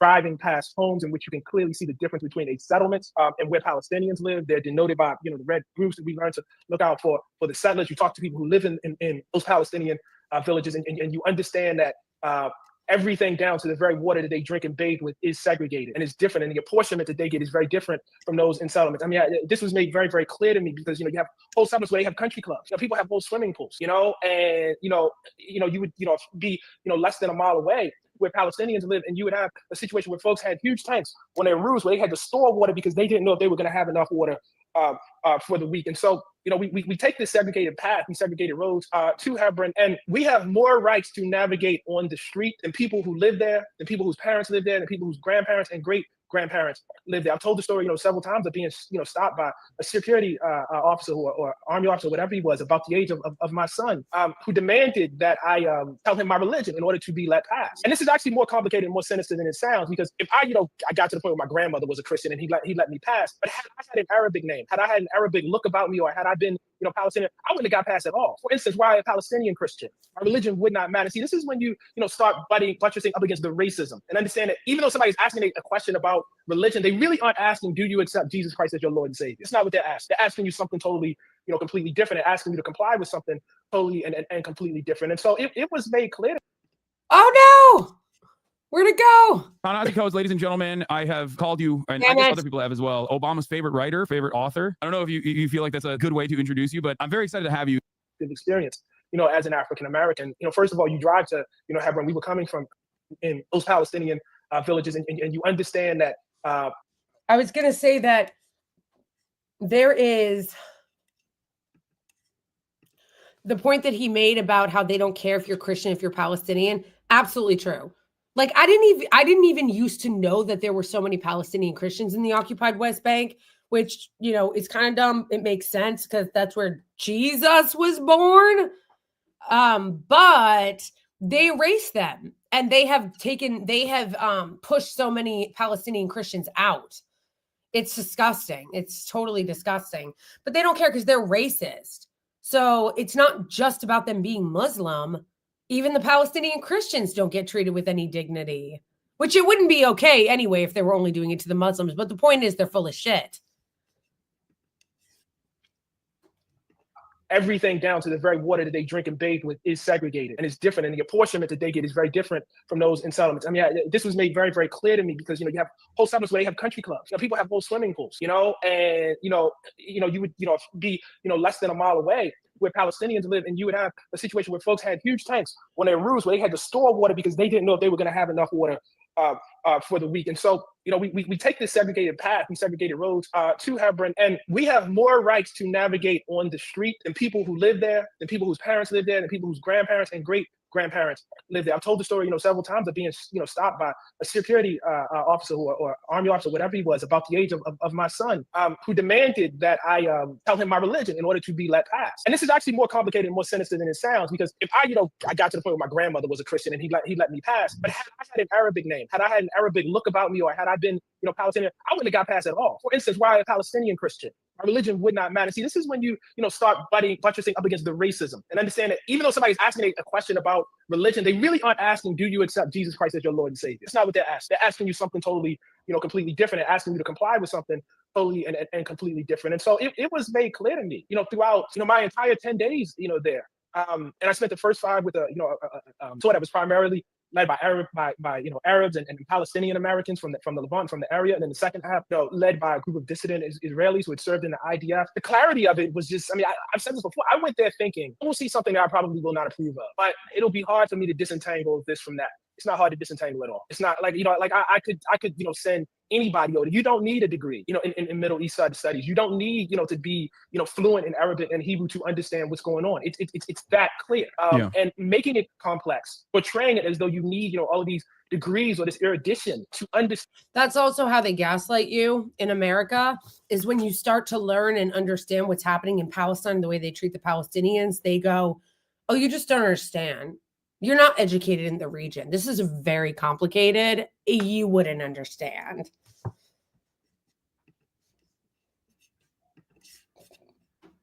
Understand why people should not be discriminated against. It's part and parcel to the evil of the system. Every system of oppression says it's too complex for outsiders to understand. It's nothing unique about Israel in that respect. Yeah. So speaking of the complexity narrative, actually, one thing that I wanted to touch on, aside from your personal experiences and writing the message, going back to, I guess, the reception where you were interviewed very famously by Tony DeCoppel, and I forget the names of the other people involved in the interview. I believe it was a CBS Mornings. It was a Gail King and Gail King and Nate Burleson. Yeah. So Tony DeCoppel basically took control over that interview and did something that I guess upset even other people involved in the editorial process at CBS, where they thought that this did not meet the standard of a normal interview for someone who wrote a book. It was rather contentious and, dare I say, a little inappropriate, especially when Tony said something along the lines of, like, the things that you're saying in the book are things that you would find in the backpack of an extremist. Like, this is imagery that invokes a certain kind of attitude, and that you were saying things that were far too radical. When I read the book,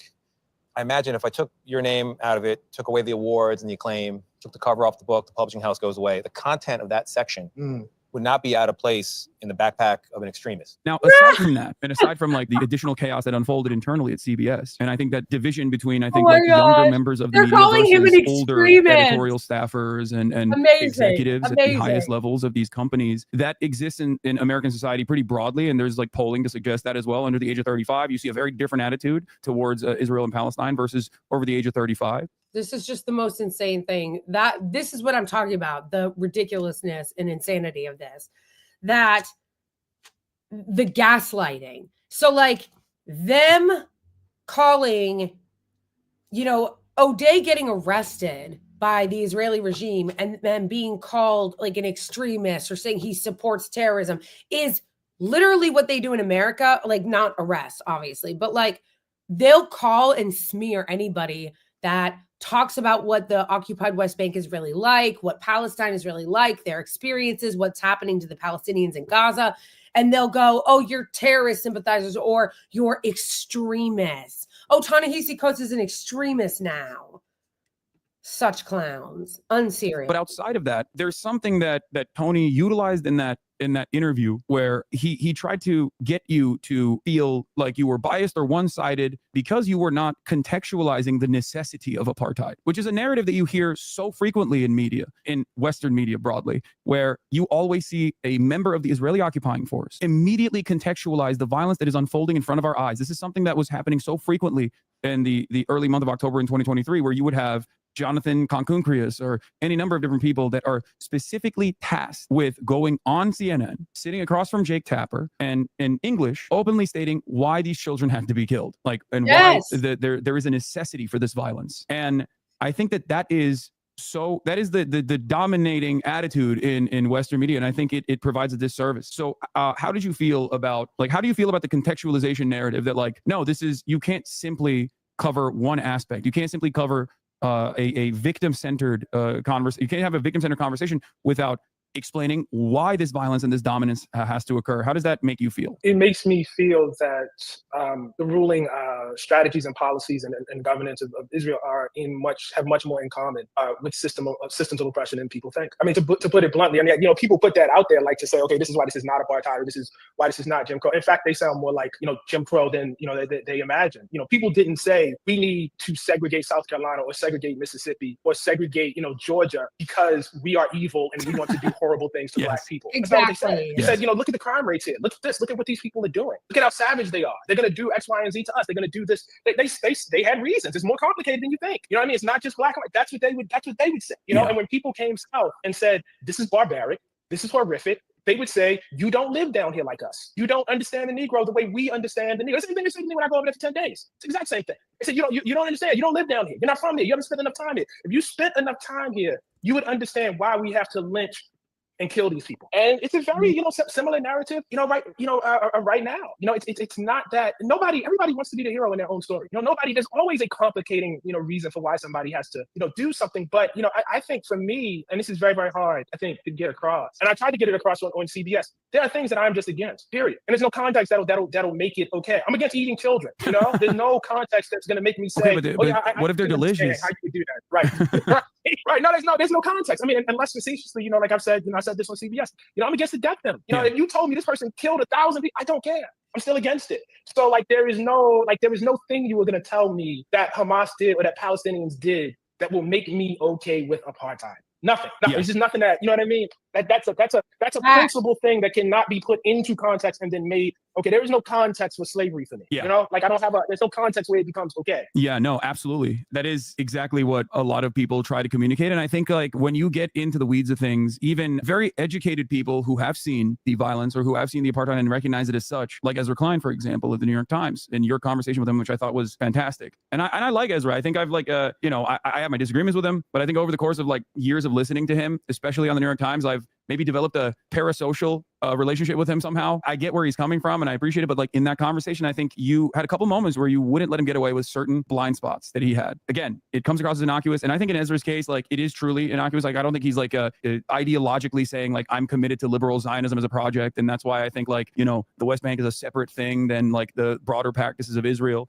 But there was this contextualization where he said, you know, Hamas terrorists, but then talked about right-wing settlers. That I think is certainly a part of this process as well, where 100%. I like that you wouldn't let him get away with that statement. Like you wouldn't let that statement hang on its own, that like there is a humanizing principle with the way we interpret allies of America, where they're just like people that we have disagreements with, people that we can maybe even reason with, regardless of how fundamentalist they might be. And I think it neutralizes the conversation. It almost puts it on the same playing field. And I was wondering what your opinion was on that, where like I'm not even talking about the political designation of terrorism and its practical use in American politics, but I'm simply saying like even normalizing the playing field or equalizing the playing field and making it seem as though a group of people that have existed under a permanent also in America, what we call terrorists is just Muslims and Arab people. That's who we save that designation for in the West. When we say in the West, oh, they're terrorists, we mean, oh, they're brown people, they're Arabs, they're Muslims. Because when white terrorists in our country do shit, like white, like mass shooters or, you know, even like bombers and shit have never been called terrorists. They'll be called like lone wolves.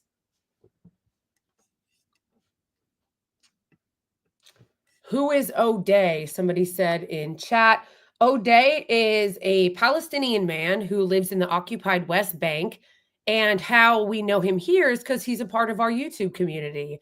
O'Day has been a member of this channel. He's been a part of this community since the beginning. O'Day was one of the first people to become members on YouTube. He's just a wonderful addition to our YouTube community. And he got unjustly arrested and tortured by the IOF.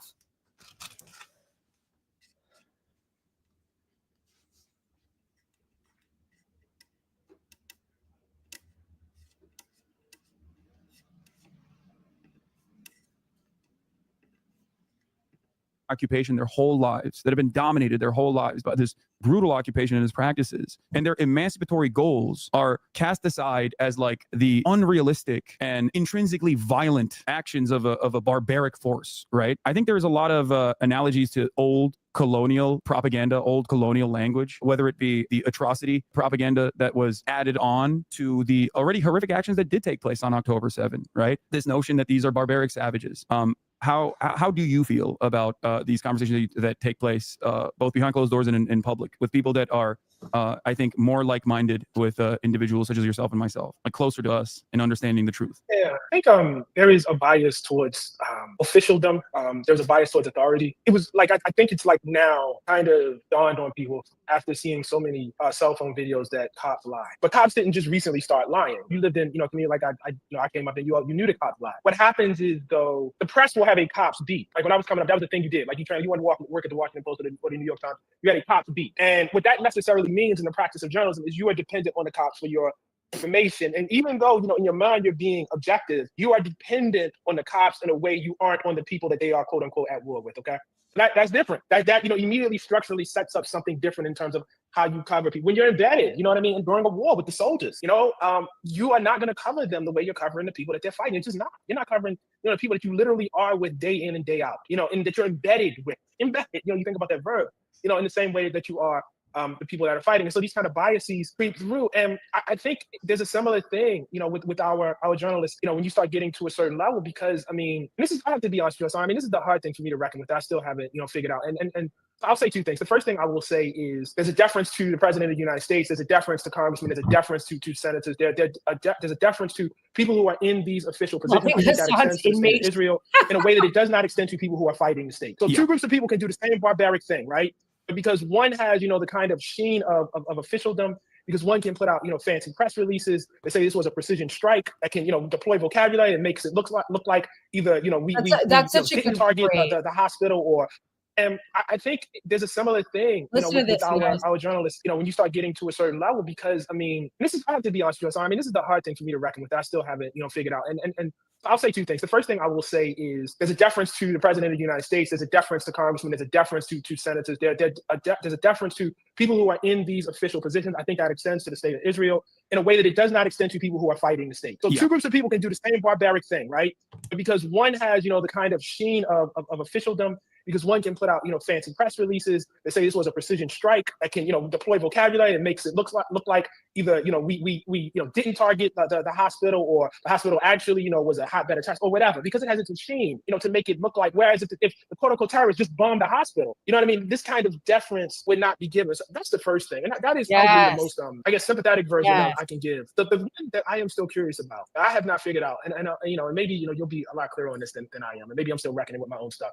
That is to say, to the extent to which the press is itself an extension of empire. In other words, this is not a misunderstanding. This is not, a kind of unintentional bias that I, sort of laid out, but there's something else going on, and the thing that I think about most is, many years ago when it was revealed that this country was waterboarding, people in its custody. And the New York Times, in a practice that it would, had heretofore called torture, would now use the language of the White House and say enhanced interrogation. That's objectivity? What is that? It's what is that, man? Exactly what he just said about the press being a arm, basically, of empire, which we all know they are, because the press are supposed to be adversarial to power. They're supposed to be watchdogs. They're supposed to challenge the powers, but instead they work alongside them and just do their bidding for them. Like tell me how national security goons from the FBI and the CIA all have permanent speaking slots on MSNBC. What? That doesn't make any sense. Why would a national security goon and one of the liars from the CIA have regular speaking slots as analysts on news channels? Not to mention, they never disclose their lobbying affiliations. They never disclose that a lot of them are lobbyists.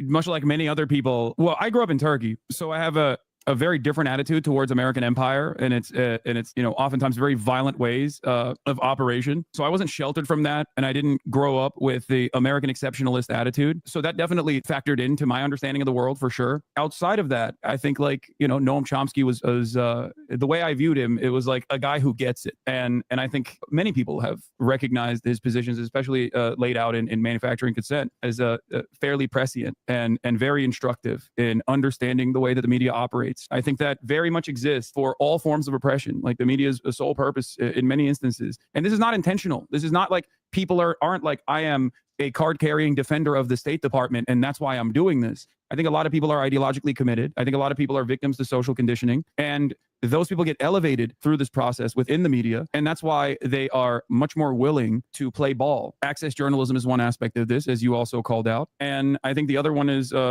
just people who simply are intellectually uncurious to dive deeper.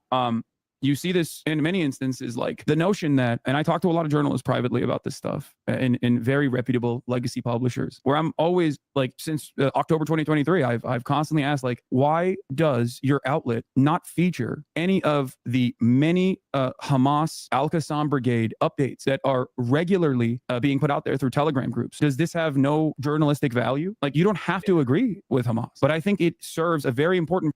That is true.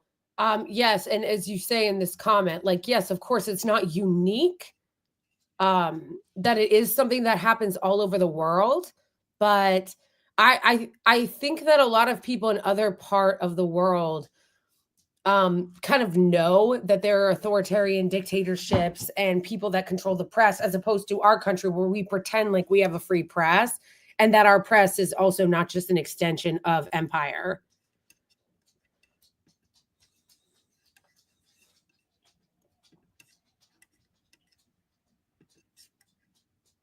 Purpose to understand the logical through line, and it's seen as like insane to even suggest this. It's not even it's a non-starter. Many people don't do this, and I think that is precisely how you arrive at this false notion that that many Americans, if they don't follow social media, if they haven't recognized the humanity of Palestinians, if they only get their information from mainstream media, that's how they constantly find themselves confused in this process, because the president is saying Hamas is actually spoiling the ceasefire negotiations that Israel is on board with, that everybody voted on in the United Nations. And yet that is not the truth, but it's still repeated by Anthony Blinken, and it's still uncritically reported on by mainstream sources. Ultimately, that causes a lot of people to feel stupid and confused by this process, and especially if they're getting this other information in this day and age, when there are so many outlets, even myself included, that have audience sizes and reach that is almost equivalent to these television networks, where they can get this information. All of a sudden, they recognize that there is this inconsistency, and that I think plays into the crisis of credibility that mainstream outlets have right now. And as someone who values mainstream media, I always urge whoever will listen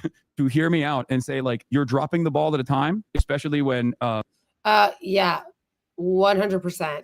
And that's why, I don't know how many of you guys know this, but MSNBC lost like half their viewership recently, which good, because they're propagandists. So, and their audience, I guess, finally started realizing that they were lying, and they lost a lot of their audience. And it's like, good, because mainstream media is not credible. And that includes places like MSNBC, Fox News, all of those places.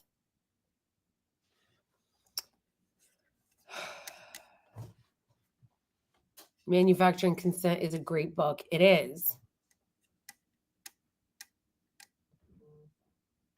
Oh my gosh, stop texting me.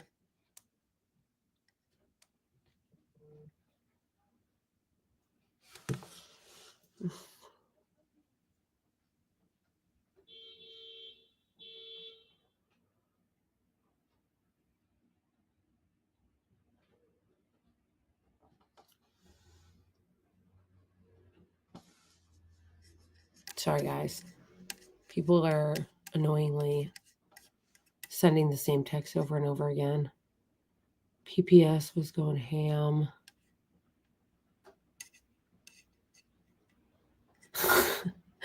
MSNBC losing viewers is the free market in action. True. And they absolutely deserved it. They absolutely deserved it.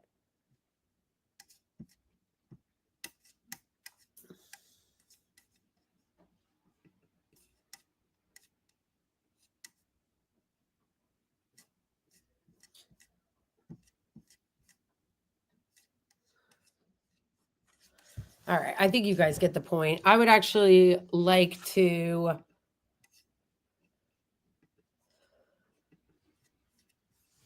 It's just crazy.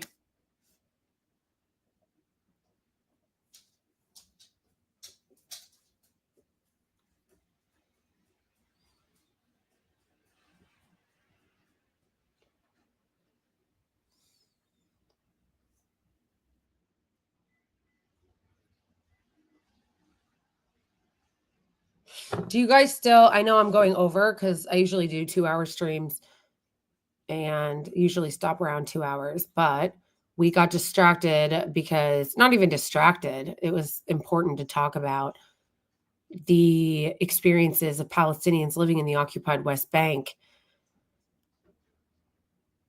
And O'Day, which thank God O'Day is okay and out of jail, despite the fact that he had to experience torture and horrific conditions.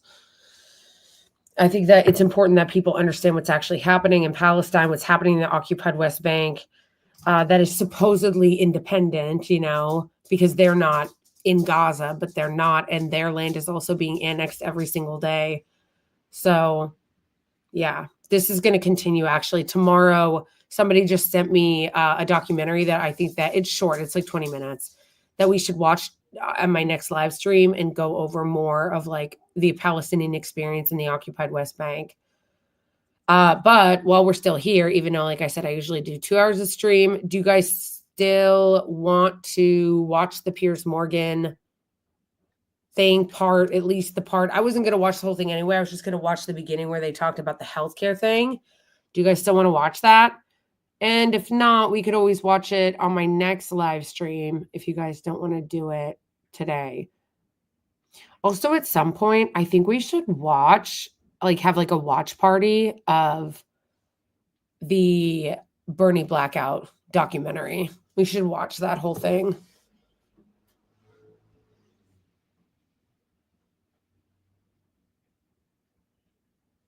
Okay.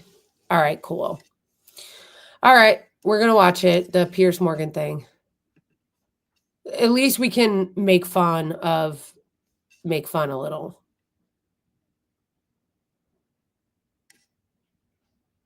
Trump fired Lena Khan. Seriously? Of course he did. Of course he did.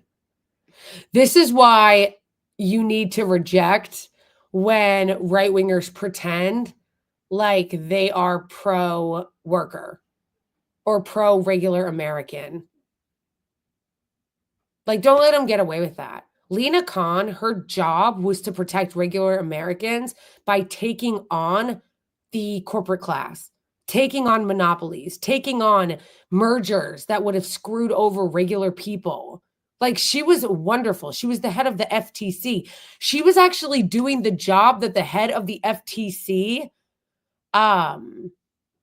that she was actually doing the job that they're supposed to do. Like, everybody knows that our institutions have so long been corrupted that they will be corrupted by the very industries they're supposed to regulate.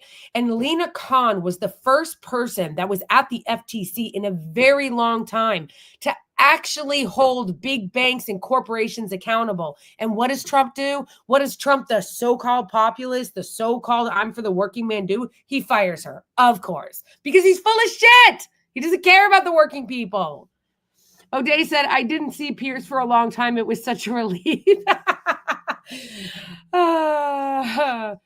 Okay, O'Day, did you hear about what happened in America? The healthcare CEO that was assassinated in New York City? Because that's what we're talking about with Piers. But do you condemn Hamas Morgan? He is pearl clutching because people said that they didn't care. And there were some people that were laughing about it and saying that they don't care. And he's crying over it.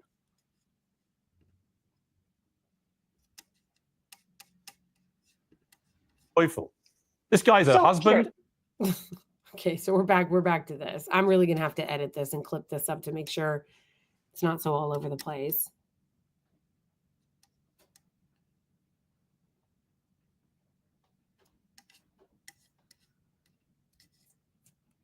Yeah, I just feel like people really need to understand this. Like, don't ever ever allow for Republicans to pretend that they're pro-worker.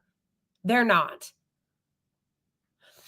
During the campaign, J.D. Vance did the whole I'm pro-worker, I'm for the little guy shtick. And then they fire Lena Khan. Like, if you guys haven't watched, Hassan had Lena Khan on his show. If you guys haven't seen that, watch it. Not right now, because we're doing Piers Morgan right now, but eventually, maybe sometime later tonight, watch Lena Khan on Hassan's stream.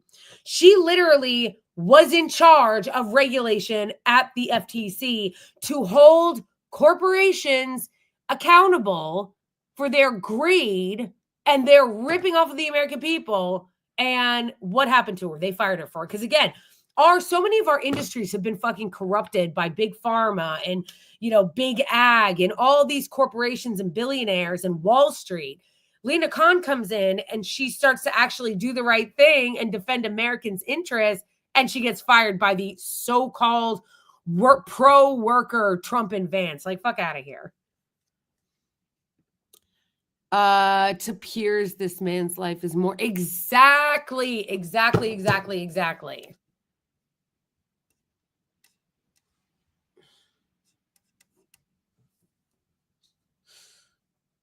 All right. Just notice, guys, when you watch this, as we watch this, that there's going to be a lot of pro-clutching from Piers Morgan, a lot of whining, and how dare you? He's got a family. But, like, they don't care at all about all the Palestinians that have been massacred in Gaza. Not at all. And then there's going to be a lot of, yeah, but what about the billionaire? Yeah, but what about, actually, there's going to be a lot of, they're trying this thing I noticed on mainstream media that a lot of the elites are doing is they're trying out this new line. They're like kind of workshopping it, kind of beta testing it, seeing that if it'll work, like focus grouping it to see that if they can make it more sympathetic by saying he came from a working class background. Like, you'll notice it. If you pay attention, you'll notice that a lot of the pundits that are pearl clutching over this are using this line over and over again. Oh, the Luigi guy was an elite because he went to an elite college and was from a wealthy family, but the multimillionaire CEO who makes a living off of denying people life-saving care, he's actually the good guy because he's the one that's from a working class background. See, so you got to take his side. Like, it's propaganda, and it's actually really bad, lazy propaganda. Like, you think that you're going to trick working class people into take his side if you say that he grew up in Minnesota or wherever the fuck.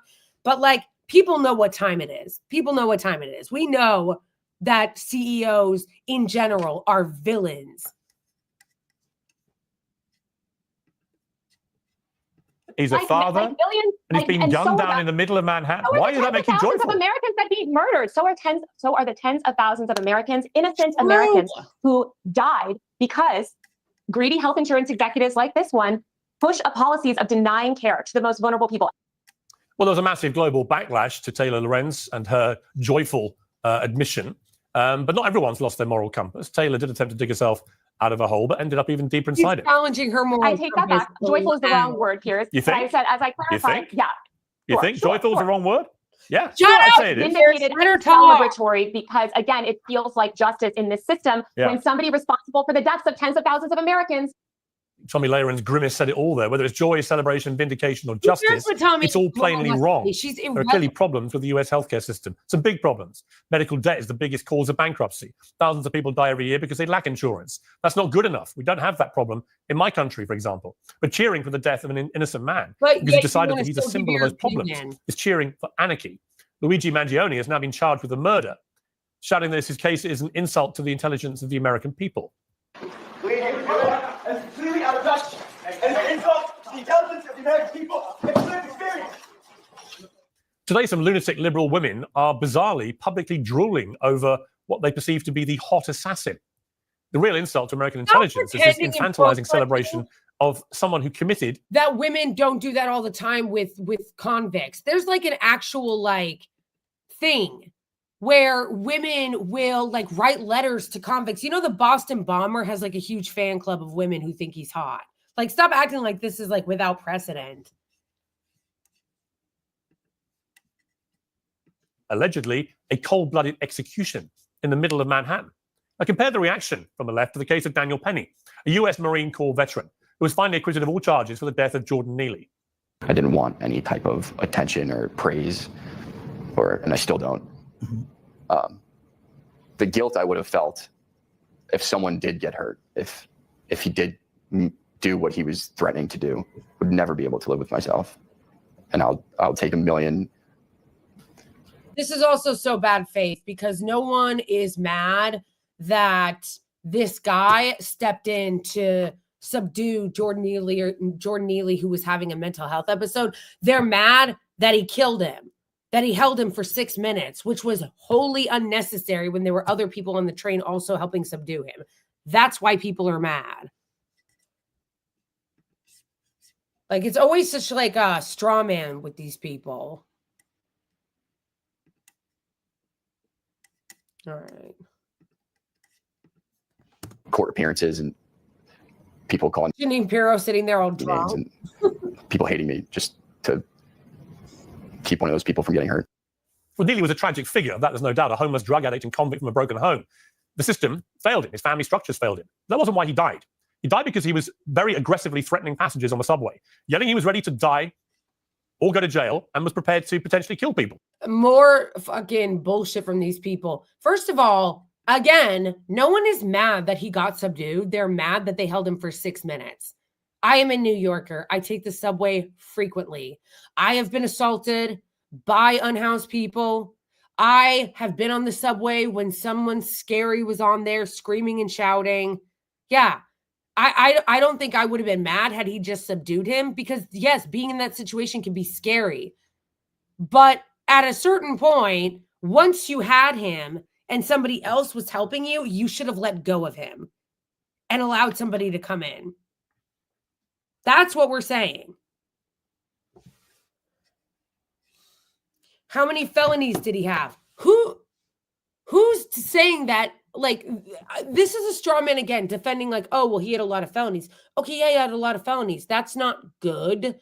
And it's not good that he was on the train having a mental health episode and threatening people. I have no doubt he probably was doing that. I have encountered people like that many times.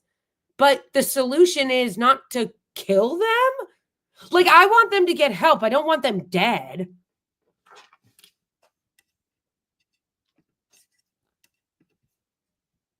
To afford that eventuality. Daniel Penny placed him in a chokehold to restrain him. Other passengers who were on that train testified that they were terrified by Neely. They were grateful that Penny intervened. We used to call that kind of behavior brave, a good Samaritan. No, but Penny has been condemned by critics. Activist Tim Wise called him a racist, classist, ableist murderer. And on the steps of the courtroom, there was this. We need some black vigilantes. That's right. People want to jump up and choke us and kill us for being loud. How about we do the same when they attempt to oppress us? Right. I'm tired. Not a mention of what Neely was actually doing to terrorize the passengers on that subway, including women and children. People do not want to randomly jump up and choke you for being loud. That is race baiting and an incitement to violence. We're sick of it. Both of these debates are complicated because of the systemic problems they represent. That's not race baiting. That's not race baiting. Basically, you're accusing him of race baiting because he's black. Like, him being upset that people are murdered like this is not race baiting. He just happens to be black. You're the one making it a thing because he's black. You're race baiting, actually. Or dismissing it as race baiting because you don't see him as important as white people or the white health. For those on the extreme left who have apparently lost their minds this week, let me make it very simple. Protecting terrified subway riders from a violent criminal is good. Murdering a businessman because you don't like his business is bad. Shut up. Well, to debate this, I'm joined by Natalie Winters, co-host of Steve Bannon's War Room, Clay Travis, founder of Outkick, Brianna Joy Gray, the host of the Bad Faith podcast, and Wajahat Ali, the host of Democracy-ish. So, Wajahat, let me start with you. I found Taylor Lorenz's performance on Monday night on the show utterly staggering. She was already in hot water for celebrating the death of this executive. To then say that her honest, genuine response to what happened was one of joy. And it was unambiguous. She may have recanted it when she realized what she'd said, but she said it in the moment. She meant it. She felt joyful that an executive, a husband. Again, bad faith. She was not saying she was joyful that a man died.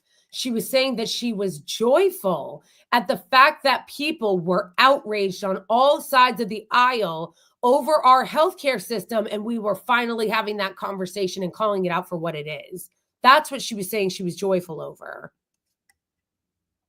And then she clarified to say it wasn't that it was joyful. It was that she didn't care or have empathy. Which, why should she? A father of 2 children are being executed in the streets of... Call me when they start to have empathy for all the Americans that they're responsible for their deaths from denying them health care. Call me then. Manhattan. What would you say about that? Yeah, so 3 things. Number 1, I can only speak for myself. For one, I can't speak for the panel or anyone else. I'm against vigilante violence. I think it's bad for a democratic society when people, especially in a country that has more guns than individuals, take matters in their own hand and kill unarmed individuals. I think personally that's wrong. What you don't understand, Wajahat Ali, is that, and what you seem not to understand, is that I don't think most people want to deal with vigilante justice either. We would prefer it go through the system. The problem is, we live in a country that even though we call it a democracy, it's not. And we are at the point where everybody feel like, I don't know anyone who really feels like we live in a fair democracy that is not corrupt and where we are fairly represented by our representatives. We're not. And people know it. People know that our system is corrupt. People know the Supreme Court is a corrupt joke on sale for the highest bidder. People know that our Congress is incredibly corrupt, on sale to the highest bidder, including the healthcare companies. They know that they're owned by the corporations. People understand that we live in a country that is incredibly corrupt and that they serve the interests of the elites and the powerful and not the people. And people feel like helpless to do anything to change the system and how corrupt it is. So stop pretending like you don't understand that.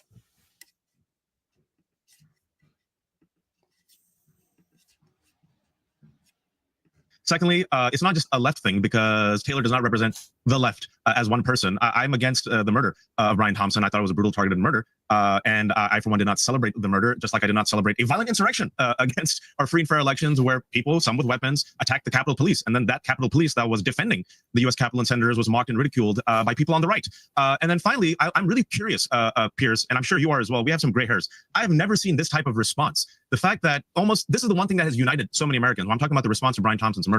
You've seen people from the left, from the right, every ethnicity, every gender, people sitting there, and instead of having empathy, you see outrage. Sometimes you see celebration. You see people on social media, on TikTok, on Twitch, on Facebook, using their own, face, saying, this is what's happening. And this is where I think we should really reflect upon why are so many Americans, so many otherwise decent people, not necessarily feeling empathy, also sometimes being celebratory over the murder of a United Healthcare CEO. And I think you talked about it, touched upon it. It's because in this country, so many Americans, because we have such a broken system where we pay so much money, don't have access to healthcare, are denied health insurance, right? They're denied medical treatment. They're denied life-saving medications. United Healthcare has denied 32%, more so than any other company, and they base it on an algorithm. There is a festering resentment and anger and rage that I think has to be confronted. And if you are a CEO or a 1%, you don't have to justify any of this, but you have to look at the reaction, Pierce, and say, this is what's happening in America. Why are so many people united? I mean, there was literally on Twitter yesterday when they arrested Luigi, right? There was hashtag free him and pardon.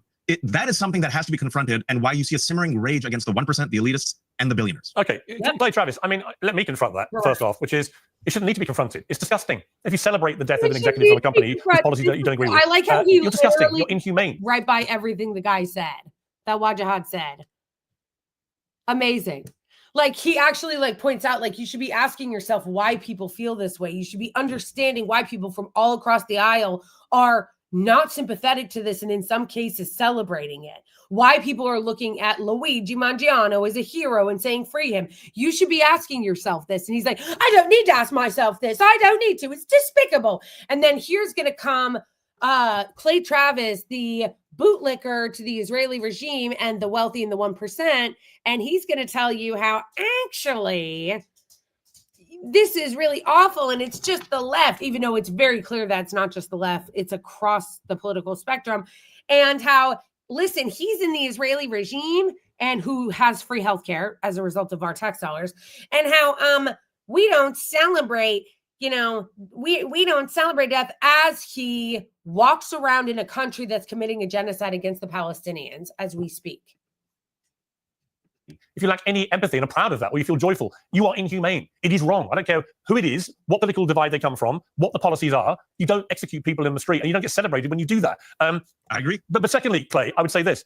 This extraordinary phenomenon of so many liberal women brazenly talking about the hot assassin, as if somehow the fact that he was good looking in some way. Look, is the most important idea aspect that of he's this. a hot assassin is bonkers to me, Piers. That this would take off as it has is utterly ridiculous. But look, I mean, this was a cold-blooded murder that we were all able to watch take place on the video monitors in Midtown Manhattan. And notice that Piers Morgan always interrupts the people who are either not Zionist, pro-Palestinian, or liberal or left on his panel. He always interrupts them.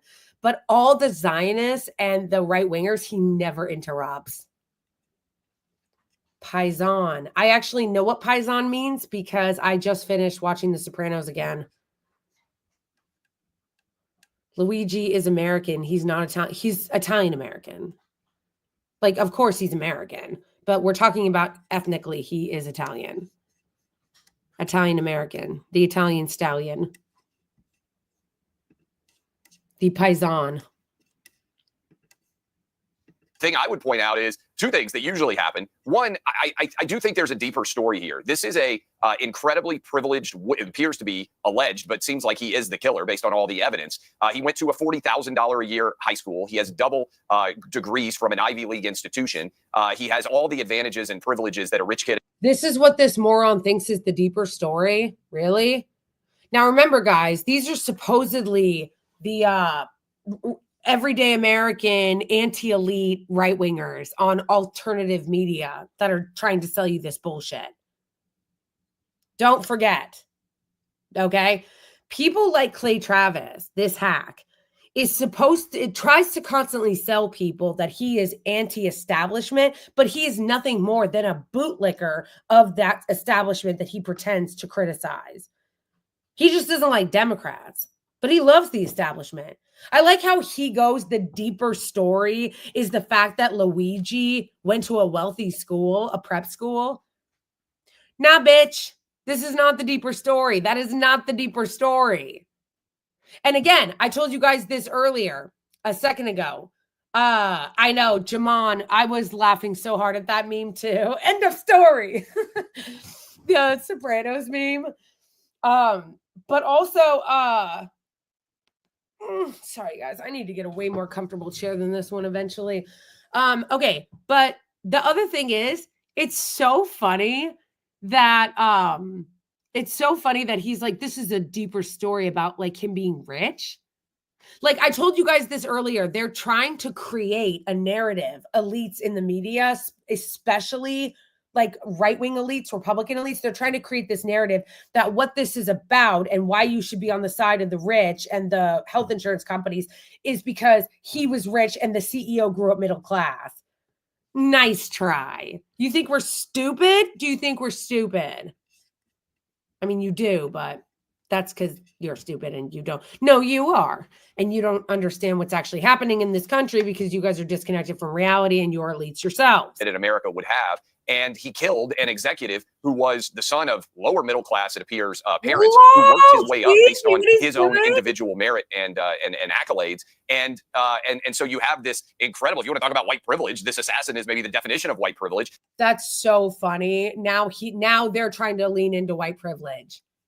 I always say this to you guys. The Republicans complain about identity politics, but holy shit, do they love it. The second the Republicans feel they can weaponize identity politics, they are right there.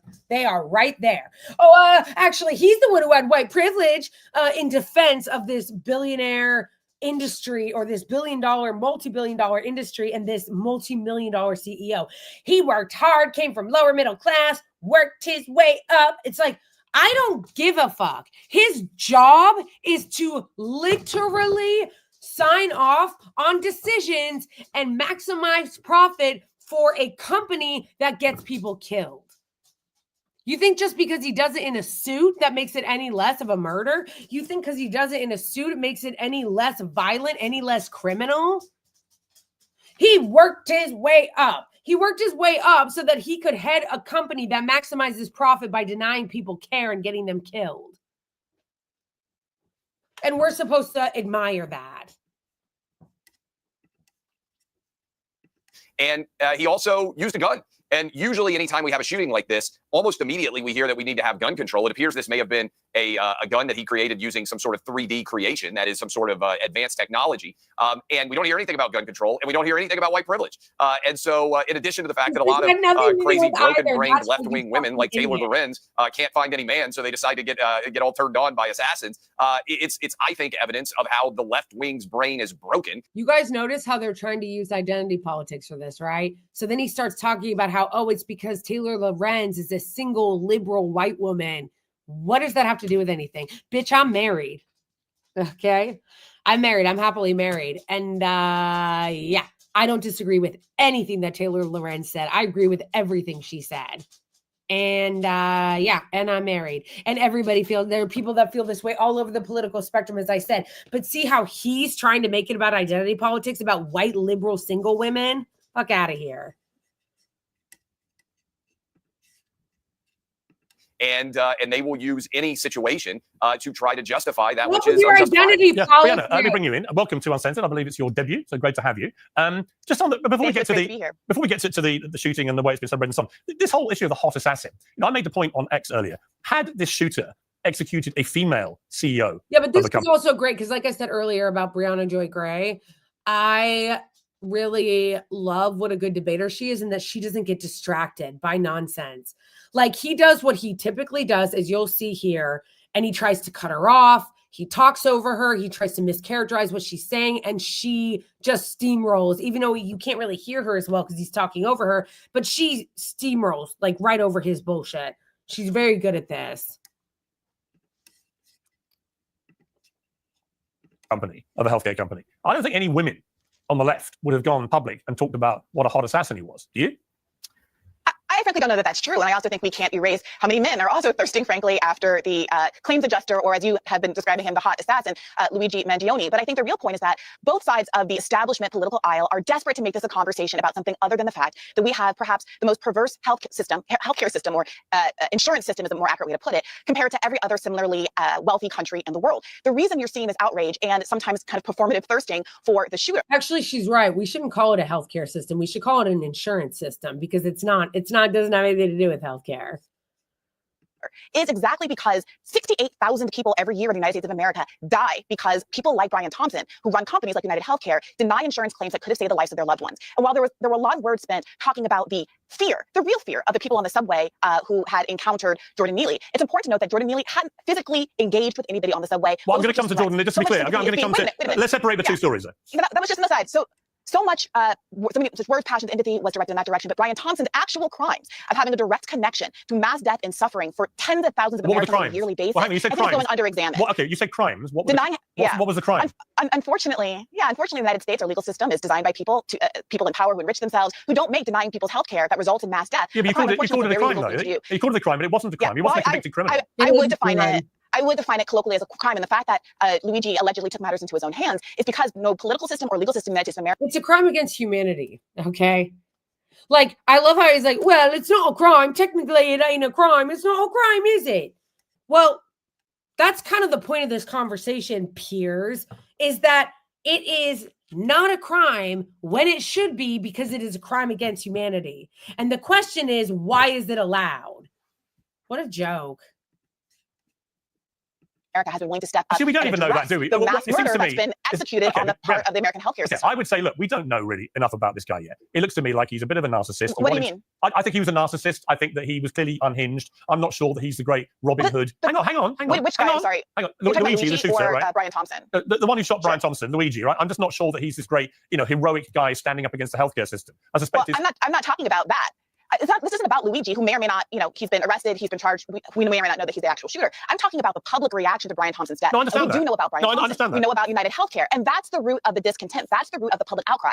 Luigi is just a vessel through which people are expressing their deep frustrations with the American healthcare system. So the question is, if you don't want murders like this to be happening, assassinations to be happening like this in the street, I'm someone who does not believe in the death penalty and don't condone these kinds of vigilante instances of violence in either case. But if you want to get to the root of why people are so deeply unhappy, you have to, or it resonates so deeply with people that this has happened, you have to get to the root of why there's this deep well of tragedy, despair, and outrage in the United States of America. And that has to do with what Brian Thompson has chosen to do with companies like United Healthcare just to be clear, the American people. Just to be clear, before I go to Natalie to respond to that, do you feel any empathy for Brian Thompson? Her comment was spot on, but he just kept trying to talk over her because he doesn't, like I said, whenever it's anybody even like to the left of fucking This guy, this loser, the Steve Bannon, talking head, he lets them talk uninterrupted. But when it's anybody slightly on the left, he'll interrupt them ad nauseum.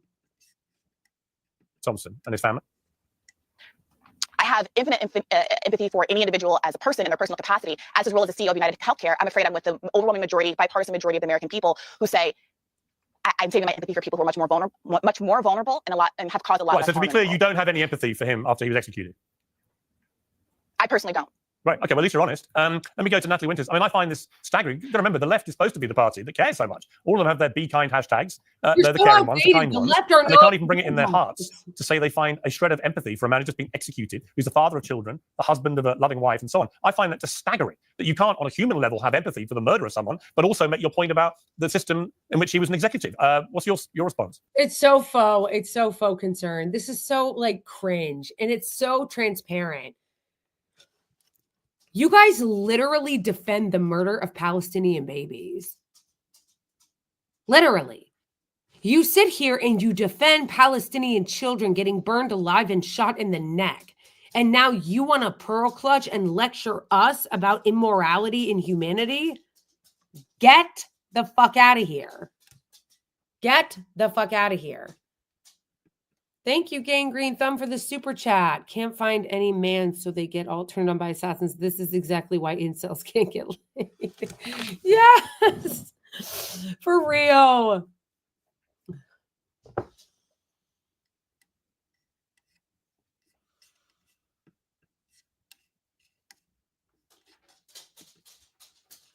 I am fresh out of tolerance for the selective empathy from these goons. You guys have showed your whole ass. You have not given a fuck about the Palestinians as they've been genocided for over a year. Children. And then they turn around and go, where's your empathy? Where's yours? I mean, it's absolutely shocking. And look, what it gets to the core of is the continued dehumanization of people, because in the sort of culturally Marxist paradigm of oppressor versus oppressed, you're allowed to do whatever you want to someone who has allegedly, or in this case, I'm not a supporter of the United States healthcare system apparatus, believe me. LOL. Did you hear that? She said, this is what we're talking about with the dehumanization. Now you're concerned about dehumanization? Now you're concerned about dehumanization. This is what we can't stand. This is what we can't abide. So you're concerned about dehumanization when it comes to a rich CEO, but not when it comes to Palestinian children. Got it. There's so many problems that need to be fixed and adjusted there, but condoning, which is in effect what these two panelists are doing, the assassination of him by a roundabout way by saying, well, the healthcare system, you just told me that you had absolutely no empathy and that you think what people are doing by gunning down healthcare executives because of bad. Not having empathy and condoning are two different things. I just said that I do not condone vigilante violence. She literally just said it. This girl's just lying. There is a big difference between condoning something and not having empathy. In either instance.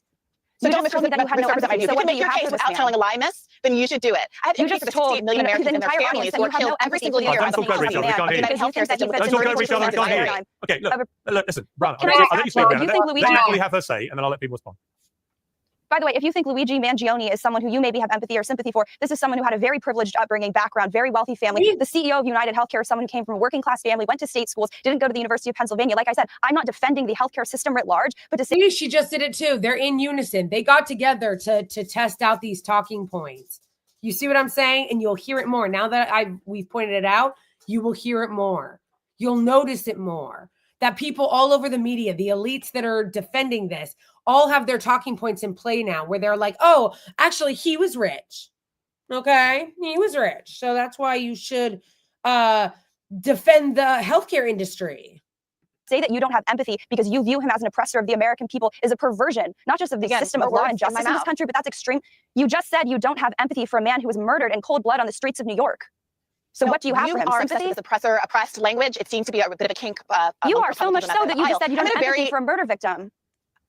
I said, let me be clear. I said, as a person, interpersonally, of course, he has a family, and those people are feeling grief, and those people, as far as I know, are innocent in all of this. But the question is, here's the real question. Why are we asking random pundits, who might personally have been victimized, by the way, by someone like Brian Thompson, why they would have empathy for him and their family, while there's no question being asked about who has empathy for the tens of thousands of Americans who are killed every year by the policies that Brian Thompson has made millions and millions, Clay, tens of millions of dollars off of. Why are we talking about the fact that this 25-year-old, 26-year-old alleged perpetrator, went to an Ivy League school when obviously he was so still financially prepared, or obviously none of the facts will come out. But the fact that someone who is relatively privileged in the United States of America can still feel so overwhelmed by our healthcare system that they would go to these lengths, that people who are relatively affluent still find themselves in medical bankruptcy, as you so rightly pointed out earlier, Piers Morgan, that 50% of families that have a cancer diagnosis in their family in the United States of America go bankrupt. That is where the moral outrage should lie. But listen, don't get me wrong. Listen, I think, who have wealthy, affluent health, the focus seems to be on the family of a millionaire and not on the families of the people who have been terrorized by the healthcare system. You made your point.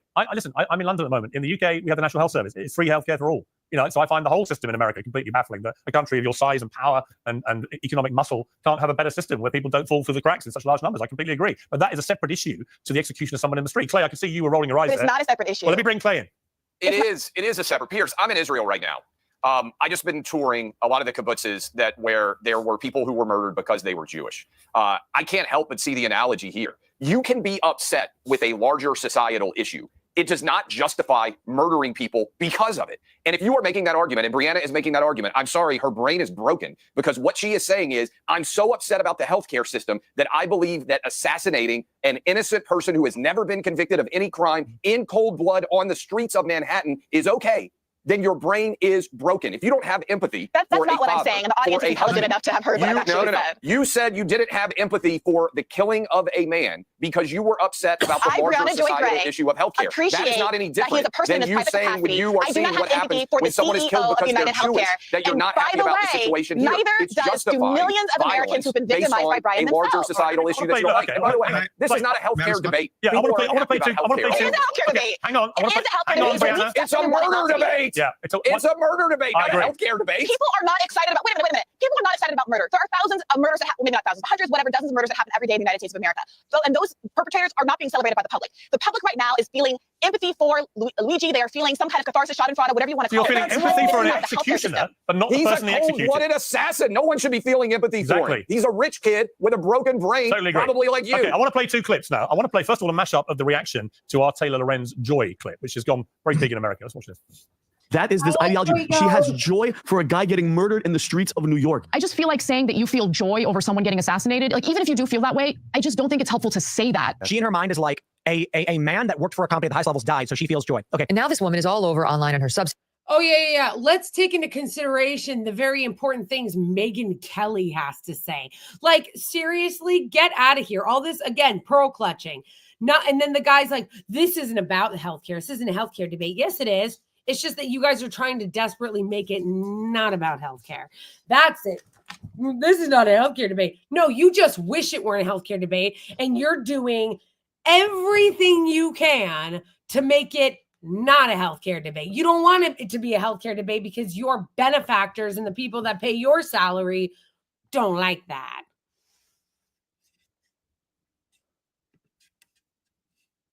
Of course, Tim Pool takes the side of the healthcare companies, bootlicker. Stacking elsewhere, trying to justify this man's murder, and goes on with Piers Morgan on his YouTube show last night. Wow, we have a real problem in this country.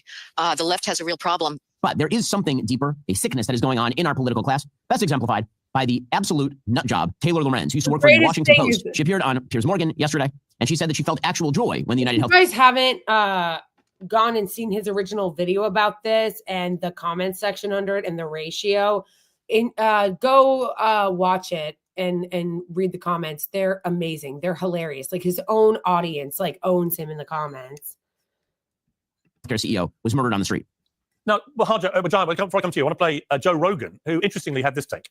I don't think this guy was a professional. I think this guy, if I had to guess, some guy got fucked over. Apparently that company is really bad on denying claims. 34% denial rate. The normal's like 16. Yeah. So those guys. I don't think anybody's going to be crying too hard over that guy. Maybe his family, but that's about it. Yeah.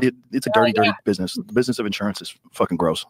No, Joe, I mean, it's interesting there. Joe Rogan, he didn't come out and say he felt joyful, but certainly no great tears being shed, no great expression of sympathy. And as Brianna, I mean, I wouldn't have phrased it the way she did, and I think to admit you have no empathy for someone to be murdered is very bizarre. Joe Rogan and I had the same take. Well, that's what I'm about to make the Joe point. Rogan and I had the exact same Allow me take. to conduct my own interviews, Brianna, if you don't mind. I mean, there's not a massive amount of difference in response there. So is there a point here that the issue of healthcare in America people that are on the left with hostility, like he never does that to right-wing guests who interrupt. When he has a right-wing guest or a Zionist lunatic on his panel, he won't go, let me conduct the interview, thank you, or interrupt them the way he interrupts them. It's like ridiculous. And yet he actually is still pretending not to be a right-winger. Like, LOL, get the fuck out of here. We all know you're a right-winger. Like, stop this charade. Angering so many Americans because of these denial rates and so on, that this was almost an inevitable conclusion to this, that somebody at some stage was going to turn violent.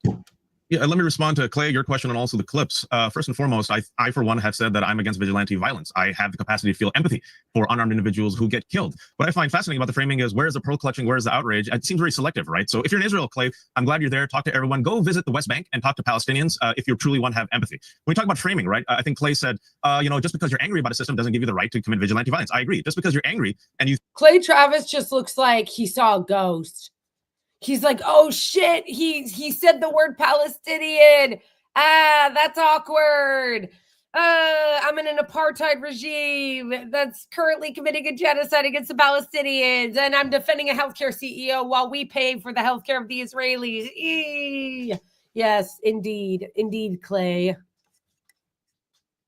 You think that Donald Trump won the 2020 election that he lost? It does not give you the right to be part of an incited violent insurrection where you hurt and harm Capitol Police, take a shit in the U.S. Capitol. Some people come armed to assassinate people. By the way, just over the weekend, Donald Trump said he would pardon those people, traitors, violent insurrectionists who he called hostages. I see no condemnation. I see celebration from the right. Another story about murder, how common it is. Another Daniel Perry, a white man, a veteran. He was convicted, peers. Just a couple of months ago, he was convicted by a jury of our peers for killing an unarmed white man who was attending a BLM rally with his black girlfriend. Governor Abbott of Texas. Do you know what happened? The story no one talks about. Governor Abbott of Texas pardoned this man who was convicted by a jury for killing an unarmed white man. MAGA celebrates it. So when do we celebrate and when do we not? And right now, to go to your question, this comment that Joe said and what Brianna said and what I said is the reaction to the murder of Brian Thompson is what I'm fascinated about. It is right, and it is all selective humanity, because they cheered when Kyle Rittenhouse killed 2 white protesters at a BLM rally. They cheered when Greg Abbott pardoned the killing of an unarmed white guy at a BLM rally who was with his black girlfriend. They cheer the deaths of Palestinian babies. They cheer the deaths of people that they don't like and people that they don't view as worthy of humanity. But then when it comes to rich people, Israelis, the 1%, the ruling class, then all of a sudden it's, where's your humanity, Nat, man? Where's the humanity?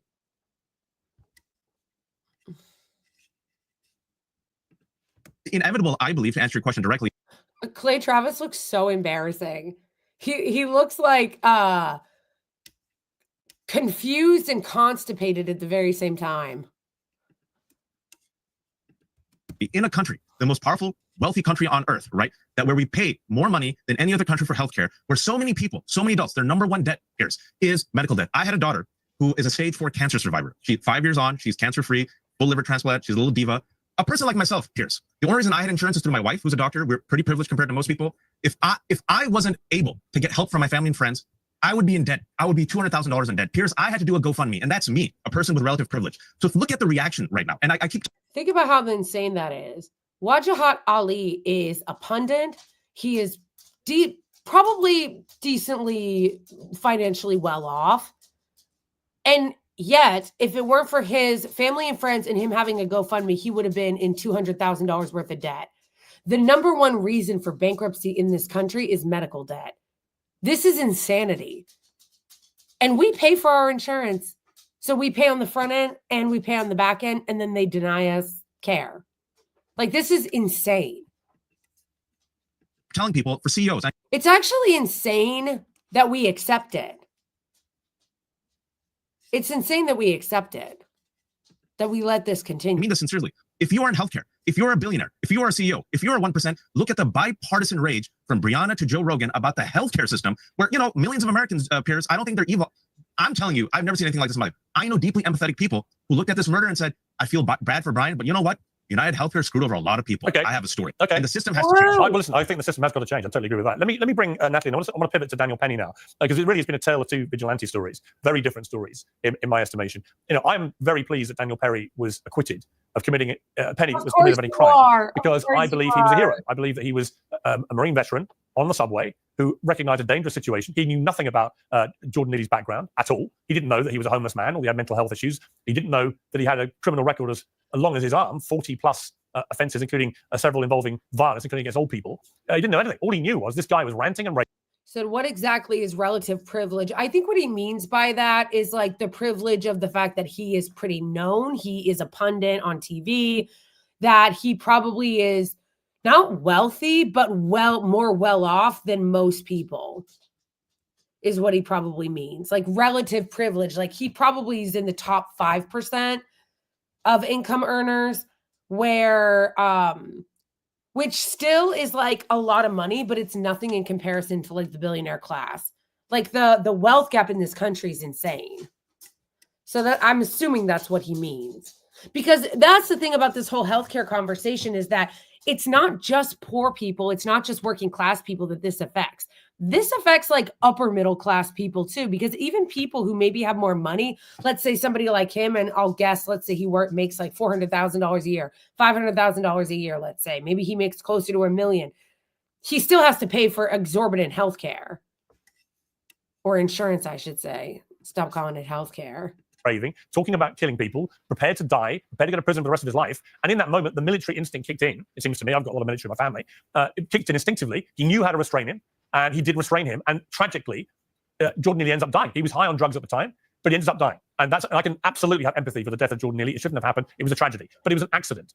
And Daniel Penny did not want to kill him. Was it an accident, though? I mean, 6 minutes is a long time. That's kind of the point. And yeah, you're right. Somebody said, what about Sonia Massey? That's a good point. There was not nearly enough outrage about what happened to Sonia Massey. She was literally just a woman in her own home, and a cop shot her in the face. Like, disgusting. Cold. You want to talk about cold-blooded murder? And they were showing cold blood. She was shot in cold blood by police that were supposed to protect her. She was the one who called the police because she was scared. Where's the outrage for that? Seems like you have selective humanity here.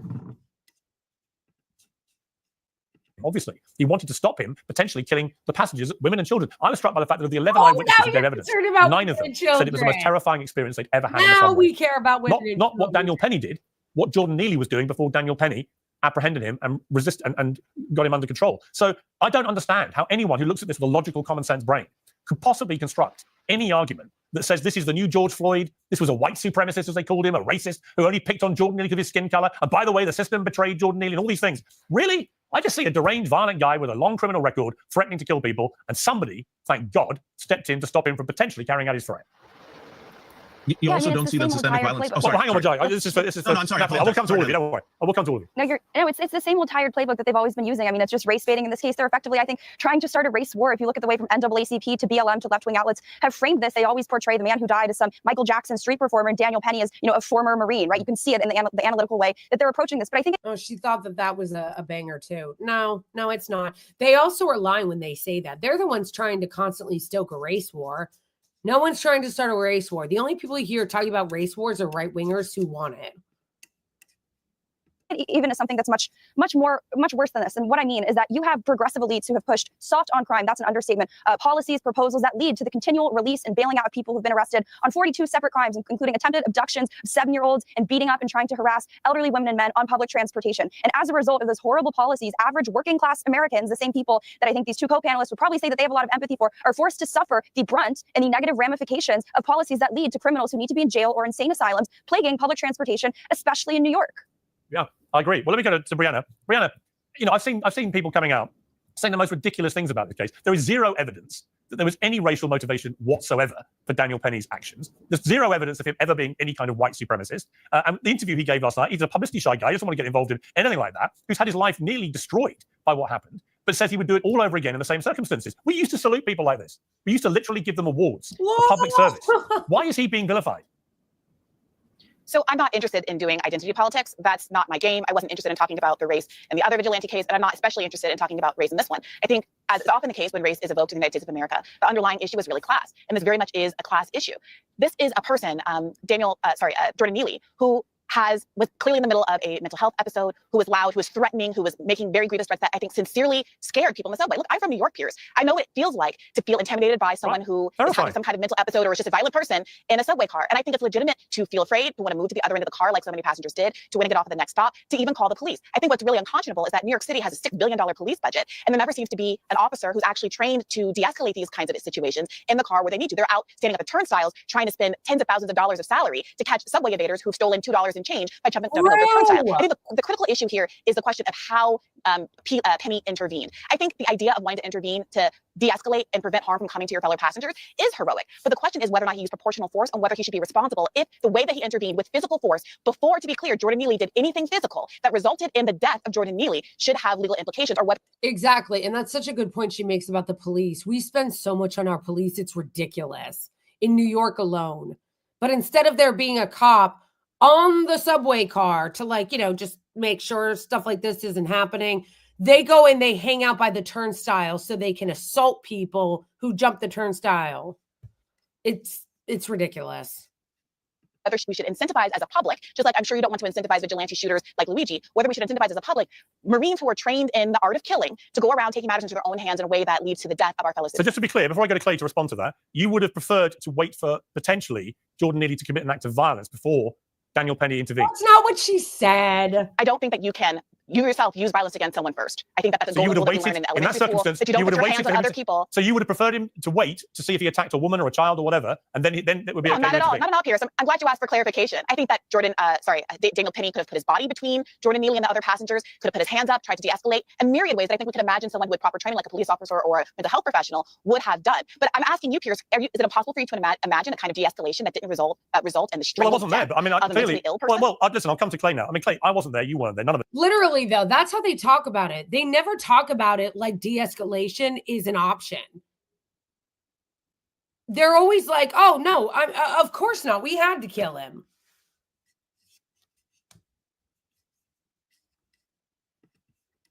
Hold on, guys. And we do know it was all over in 6 minutes. He did it waiting for the police to arrive. He apparently applied a military technique where he applied pressure, then he took pressure off, then he applied pressure again. And that's a technique they use for restraining people, which is what the military are taught and trained to do. And clearly something went wrong. We don't know if it was affected by the fact that Jordan Neely was high on drugs and whether that affected things. We just don't know, right? What we do know is he died. And that is a tragedy. And I feel absolute empathy for him and for everyone involved in that. And I feel it for Daniel Penny. But I don't see what Daniel Penny did wrong. He was trying to protect people. Well, neither does the jury. Right. Neither does the jury, Piers. And I think that's the big takeaway here. This was a racially diverse jury in New York City that looked at all the evidence surrounding Daniel Penny, and they unanimously said this guy did absolutely nothing wrong from a criminal context. I think it's a signature victory for people who want there to be a form of law and order in New York City. I think it's important to recognize that if you couldn't get a conviction, if Alvin Bragg couldn't get a conviction on this case in New York City, it means virtually every jury in the entire nation would have said that there was no crime at all that was committed here by Daniel Penny. I also think it's important, you asked a good question, because there have been and there are people who are saying Daniel Penny is an evil white supremacist who needs to spend the rest of his life in prison, and they're simultaneously having hot flashes over the killer of the United Healthcare CEO. Exactly. And how do you analyze that? To me, it all comes down to intent. Their brains are broken because what we examine in the law is the intent here. Yeah. Daniel Penny's intent when he got on the subway that day was not to do anything at all other than take a ride to wherever he was going. And then he felt compelled to act because he saw an issue of violence arise and he felt like he needed to protect the people that were on that subway car. And the flip side, the killer of the United Healthcare CEO traveled there and in cold blood planned, plotted, and executed as an assassin would, a man he shot with his back against him that never saw the moment that he would be killed. The intent is one, first-degree murder. The intent in the other is try to prevent a potential murder or violent act. They aren't in any way similar, and it really boggles my mind, Piers, that anyone could even try and analogize the two, because, again, the only way you could come up in that scenario with that situation and in any way analogize them is if you are functionally incapable of applying basic logic. Let me bring Vigilante in here. Hang on, let Vigilante respond. I missed. I just want to give a response just for people watching why there's a series of responses from a lot of individuals, right? Especially when it comes to people of color, not just people of color, some white people, because they understand the history of America, systemic violence against people of color, especially black people, by white men, that goes unpunished. I agree with a lot of people that I don't think Daniel Penny, wanted to kill Jordan Neely. Facts matter. Jordan Neely according to all the eyewitnesses, did not touch a single person. Yes, he was acting erratic. He threw his jacket. He yelled. He screamed. He said, "I don't care if I live or die." One woman in particular said that she feared that he might have made a lunging motion. That's when he took him in a chokehold. I believe that chokehold lasted too long, 6 minutes. He was killed. There was someone in the video who said he can't breathe. He can't breathe. Neely, the street performer whose mother was killed and stuffed in a suitcase, and after that he had a mental breakdown. He was found not with a gun or a knife. You know what I found in his pocket? A muffin. Before any of the details came out, though, the right wing celebrated this man and this murder, right? The right wing also celebrated the guy, Daniel Perry, the other veteran who killed an unarmed white man. The right wing also You're being a bit disingenuous, Ajay, and I'll tell you why. No, wait. Well, hang on. Let me tell you this way. Go ahead. Just let me finish. Okay, you finish, and I'll tell you why you're being disingenuous. Sure, please. Why am I being... Okay, so Kyle Rittenhouse, also acquitted, celebrated as a hero. The violent insurrectionists, mostly white, celebrated as heroes. Yeah. So you see a double standard here, and a lot of people see, oh, this keeps happening when there's a white man or certain white people who kill black folks. Like, example like this. Ahmaud Arbery, a modern-day lynching in Georgia. This man was guilty while running black in his neighborhood. He was just jogging in his neighborhood. 3 white men lynched him. Yeah, terrible story. The DA at the time, twice, Pierce, refused to bring up charges. The only reason we know about it is a local attorney released the video. And then they're now in prison for life. Look, the reality here is the only reason Daniel Penny got charged with a crime was because he was white. The only reason why the guys ended up getting in trouble for the lynching of Ahmaud Arbery was because of the backlash. Like they weren't planning on even prosecuting them at first. The only reason they charged him in New York City. If this had been a black guy doing what Daniel Penny did, there would have been no charges brought. If he had been choking a white guy, there would have been no charges brought. Let me make this point. This was identity politics. Let me make this point to Ajay. No, shut you make out the guy just had a muffin on him, right? I mean, what was the need to do what this clown is literally doing nothing but identity politics while continuing to attack other people, accusing them of doing identity politics. Shut the fuck up. But you did. Well, okay. He had a 42 arrest record from 2013 to 2021. So that's an 8 year. Did anyone know that at the time? Nobody knew that. Hang on. No one on the car knew that. No, I'm just talking about the reality of who Jordan Neely was and what his record was, right? Right, the subjective reality in the car is what matters. Hang on, let me finish. Allow me to finish. You may not want to hear it, but allow me to finish. Right, this is insane. First of all, people wouldn't have known like that he had a criminal record. Second of all, I like how he's like, have you guys noticed that this is giving very much, do you condemn Hamas? Like the way he keeps trying to force them into like, yeah, but what about the rich CEO? What about the rich CEO? Like it's giving, do you condemn Hamas energy? Like not allowing them to like talk about what's actually going on and just demanding that they agree with him. Right. In 2015, he was arrested for attempting to kidnap a 7-year-old girl after dragging her down a street. In 2021, he punched a 67-year-old woman as she left a subway station in Lower Manhattan. She got a broken nose, a fractured orbital bone, bruising, swelling, substantial pain in the back of her head in the attack. He pleaded guilty. From January 2020 to August 2021, he was arrested for public lewdness after pulling his pants down, exposing himself to a female stranger, misdemeanor assault for hitting a woman in the face, criminal contempt for violating a restraining order. All 3 cases were then dealt with. This is a guy with a prolonged history of violence, attempted kidnap. Appalling stuff, right? He's not just a guy carrying it. He's not some innocent homeless. He's not. Hang on. He's not just some innocent homeless guy clutching a muffin, right? He's a violent guy. On the day he was choked to death, he did not touch a single person, and he had. But let's not pretend he was some kind of angel. This is here's what I would say. On the day he was choked to death, this is a failure. Don't talk over each other. And he's some kind of angel. This is what I would say about defending his murder. Let's not pretend he was some kind of angel. No one's pretending he was an angel. No one. No one's pretending he was an angel. People are not disputing that he had a criminal record. We are saying people on the train didn't know he had a criminal record, and neither did Daniel Penny. And he didn't have to kill him. Like, it's amazing. It is so amazing that Piers Morgan is literally here right now defending the murder of this Jordan Neely guy while pearl clutching that people don't care enough about what happened to the UHC CEO. This is a joke. Brianna, wait a minute, please. If you talk over each other, we can't hear anyone. Listen, please, allow me to bring in each guest when I want to, because otherwise the viewers can't hear a word anyone's saying. I hear this all the time from viewers. Like, get in there, Piers, because they all talk over each other. Clay, then I'll come to you, Brianna. What I think you're laying out is actually a huge part of this story, Piers, which is the reason Daniel Penny felt compelled to act is because New York City has failed to take violent criminals off the streets despite their violent criminality. Yep. And that is why so many people, including Brianna herself, said they are nervous when they get on the subway in New York City where crime had skyrocketed. The context in which this occurred The city of New York, which tried to put Daniel Penny in prison, actually failed not only Daniel Penny, but Jordan Neely, because if they had adequately punished him for the violent acts that he had engaged in, he wouldn't have been on the subway that day, and there wouldn't have been any need at all for the Vigilante Act to the extent that it's vigilante in any way, which I don't believe it was, and the jury didn't find it was. This is a symptom of the failure of not only New York City, but many other big left-wing blue city, blue state decisions when it comes to prosecuting violent crimes. They lead to more violent crimes, and we end up in situations like these, which never should have occurred. Jordan Neely shouldn't have been on the street that day. He should have been behind bars for his violent acts. I agree, Brianna. Well, let me use the exact same logical formulation that our friend here just made. That Luigi Mangione had to act because our legal system and our political system has failed to address the overwhelming crisis of the U.S. health system. That's exactly how you framed it with respect to the vigilante killing of that is not Neely. the same. That is not the same analogy. Because the state had not That's an awful analogy. am I allowed to finish? You disagree with someone. Yeah, let Brianna finish her point, then I'll bring you in, Natalie. Natalie, I'll bring you in after Brianna. Let Brianna finish her point. Yeah, I'm not making the argument, but I am parroting exactly the framing that the gentleman there just used. That because the state didn't intervene in the way that he thinks they should have intervened with Jordan Neely. And I agree, but by the way, I agree that the state failed him, not because I think they need to lock mentally ill people up forever and throw away the key, but because we have another crisis in America that's related to this healthcare crisis, that is a healthcare crisis with respect to not having enough social support for people who are having mental health crisis. Jordan Neely's inability to get the medication that affected his mood, that brought his mood down, is a significant part of the story and comes right back to the healthcare CEO situation. But if you understand, if you believe that it can be a vigilante killing that is justified in your view on the subway, I think you have to look deep within yourself and ask why you're doing so much hand-wringing about the public outcry, the public celebration, John Fraud, again, however you want to describe it, about the CEO killing, when the CEO is responsible. Because one meant to do it and the other one didn't. Then Jordan Neely can't ever imagine. Hang on. All right, let me bring it. Jordan Neely has a history of violence.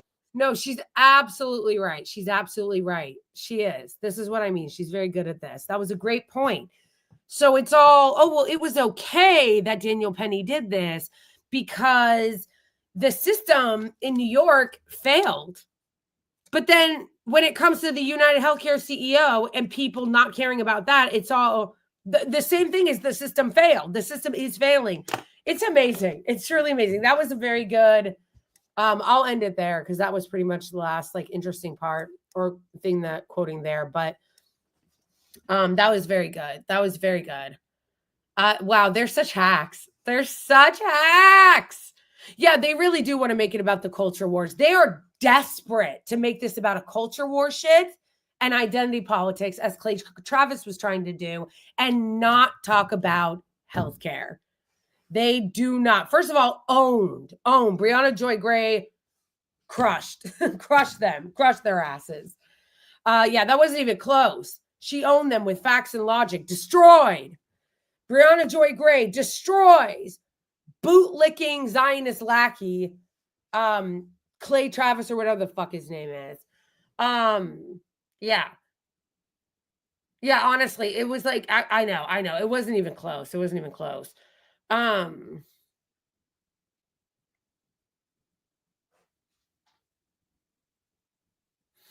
Yeah, it was interesting to see just how desperate they were to try to make it about the culture war. Anything to not talk about healthcare. They are getting scared. That is absolutely true. They're getting scared that they feel that their tricks are having diminishing returns.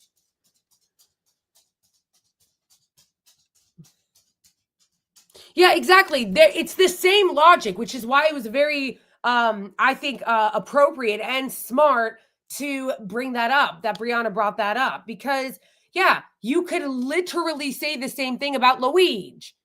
Oh, well, he had to intervene. The state and private health insurance companies have failed the American public. All of our institutions have failed us to do anything about the grotesque healthcare system we live under.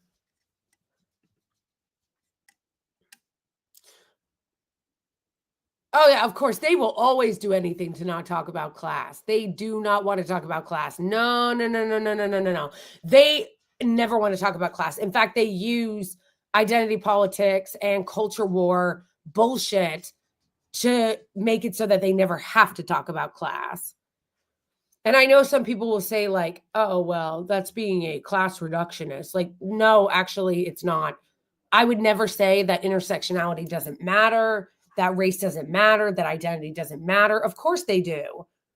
But to only ever focus on race or gender or whether or not somebody like is, I don't know, like I'm losing my train of thought now because now I'm starting to get really tired. But to only focus on culture war things or identities, like whether or not somebody is trans or black, you are being a race reductionist. If you're only focusing on race, you are being a, what do you call this? Gender reductionist? If you're only focusing on gender. Like, I actually believe in, oh, bye, Blanca, in actually confronting all of those things. It's that these people only want to focus on identity so they don't have to focus on class. And then they turn around and they call other people class reductionists. Like, shut the fuck up.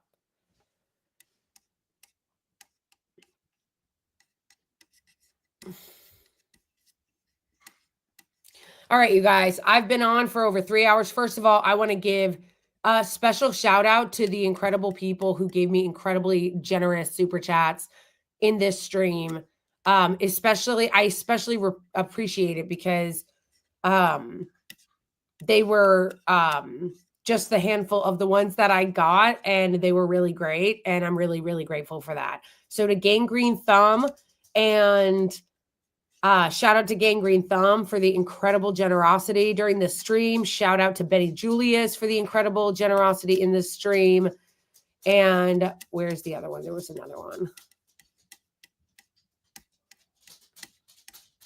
Oh, I guess it was those two. And shout out to everybody who also gave me super chats, even the smaller ones. I appreciate every single one of you. Thank you so much to everybody who is a member on YouTube or who is a member on Ko-Fi or Patreon. Thank you so much for supporting my work, for supporting me through Venmo or through any other avenue that you may support me through. By the way, my Cash App is the same handle as it is on everything else. I am Blakely. So somebody earlier in chat asked me why I didn't have Cash App. I do. It's at I am Blakely if you want to donate to my Cash App. Thank you guys so much for joining me in this. And I might go live on Friday. Wait, no, not Friday. I can't go live on Friday. You know what? I might go live on Sunday. Or maybe tomorrow. I don't know. Maybe I should go live tomorrow because I'm not going to be able to Friday or Saturday. Anyway, we'll see. I'm going to have a set schedule though once January comes. We're going to do a set schedule. But anyway, thank you so much to everybody who is a member who supports this channel. Thank you for all the super chats, the donations. I love you all so much. You're the reason why I can even do this. And I appreciate every single one of you. Free Palestine, free Luigi. I love you all and see you next time.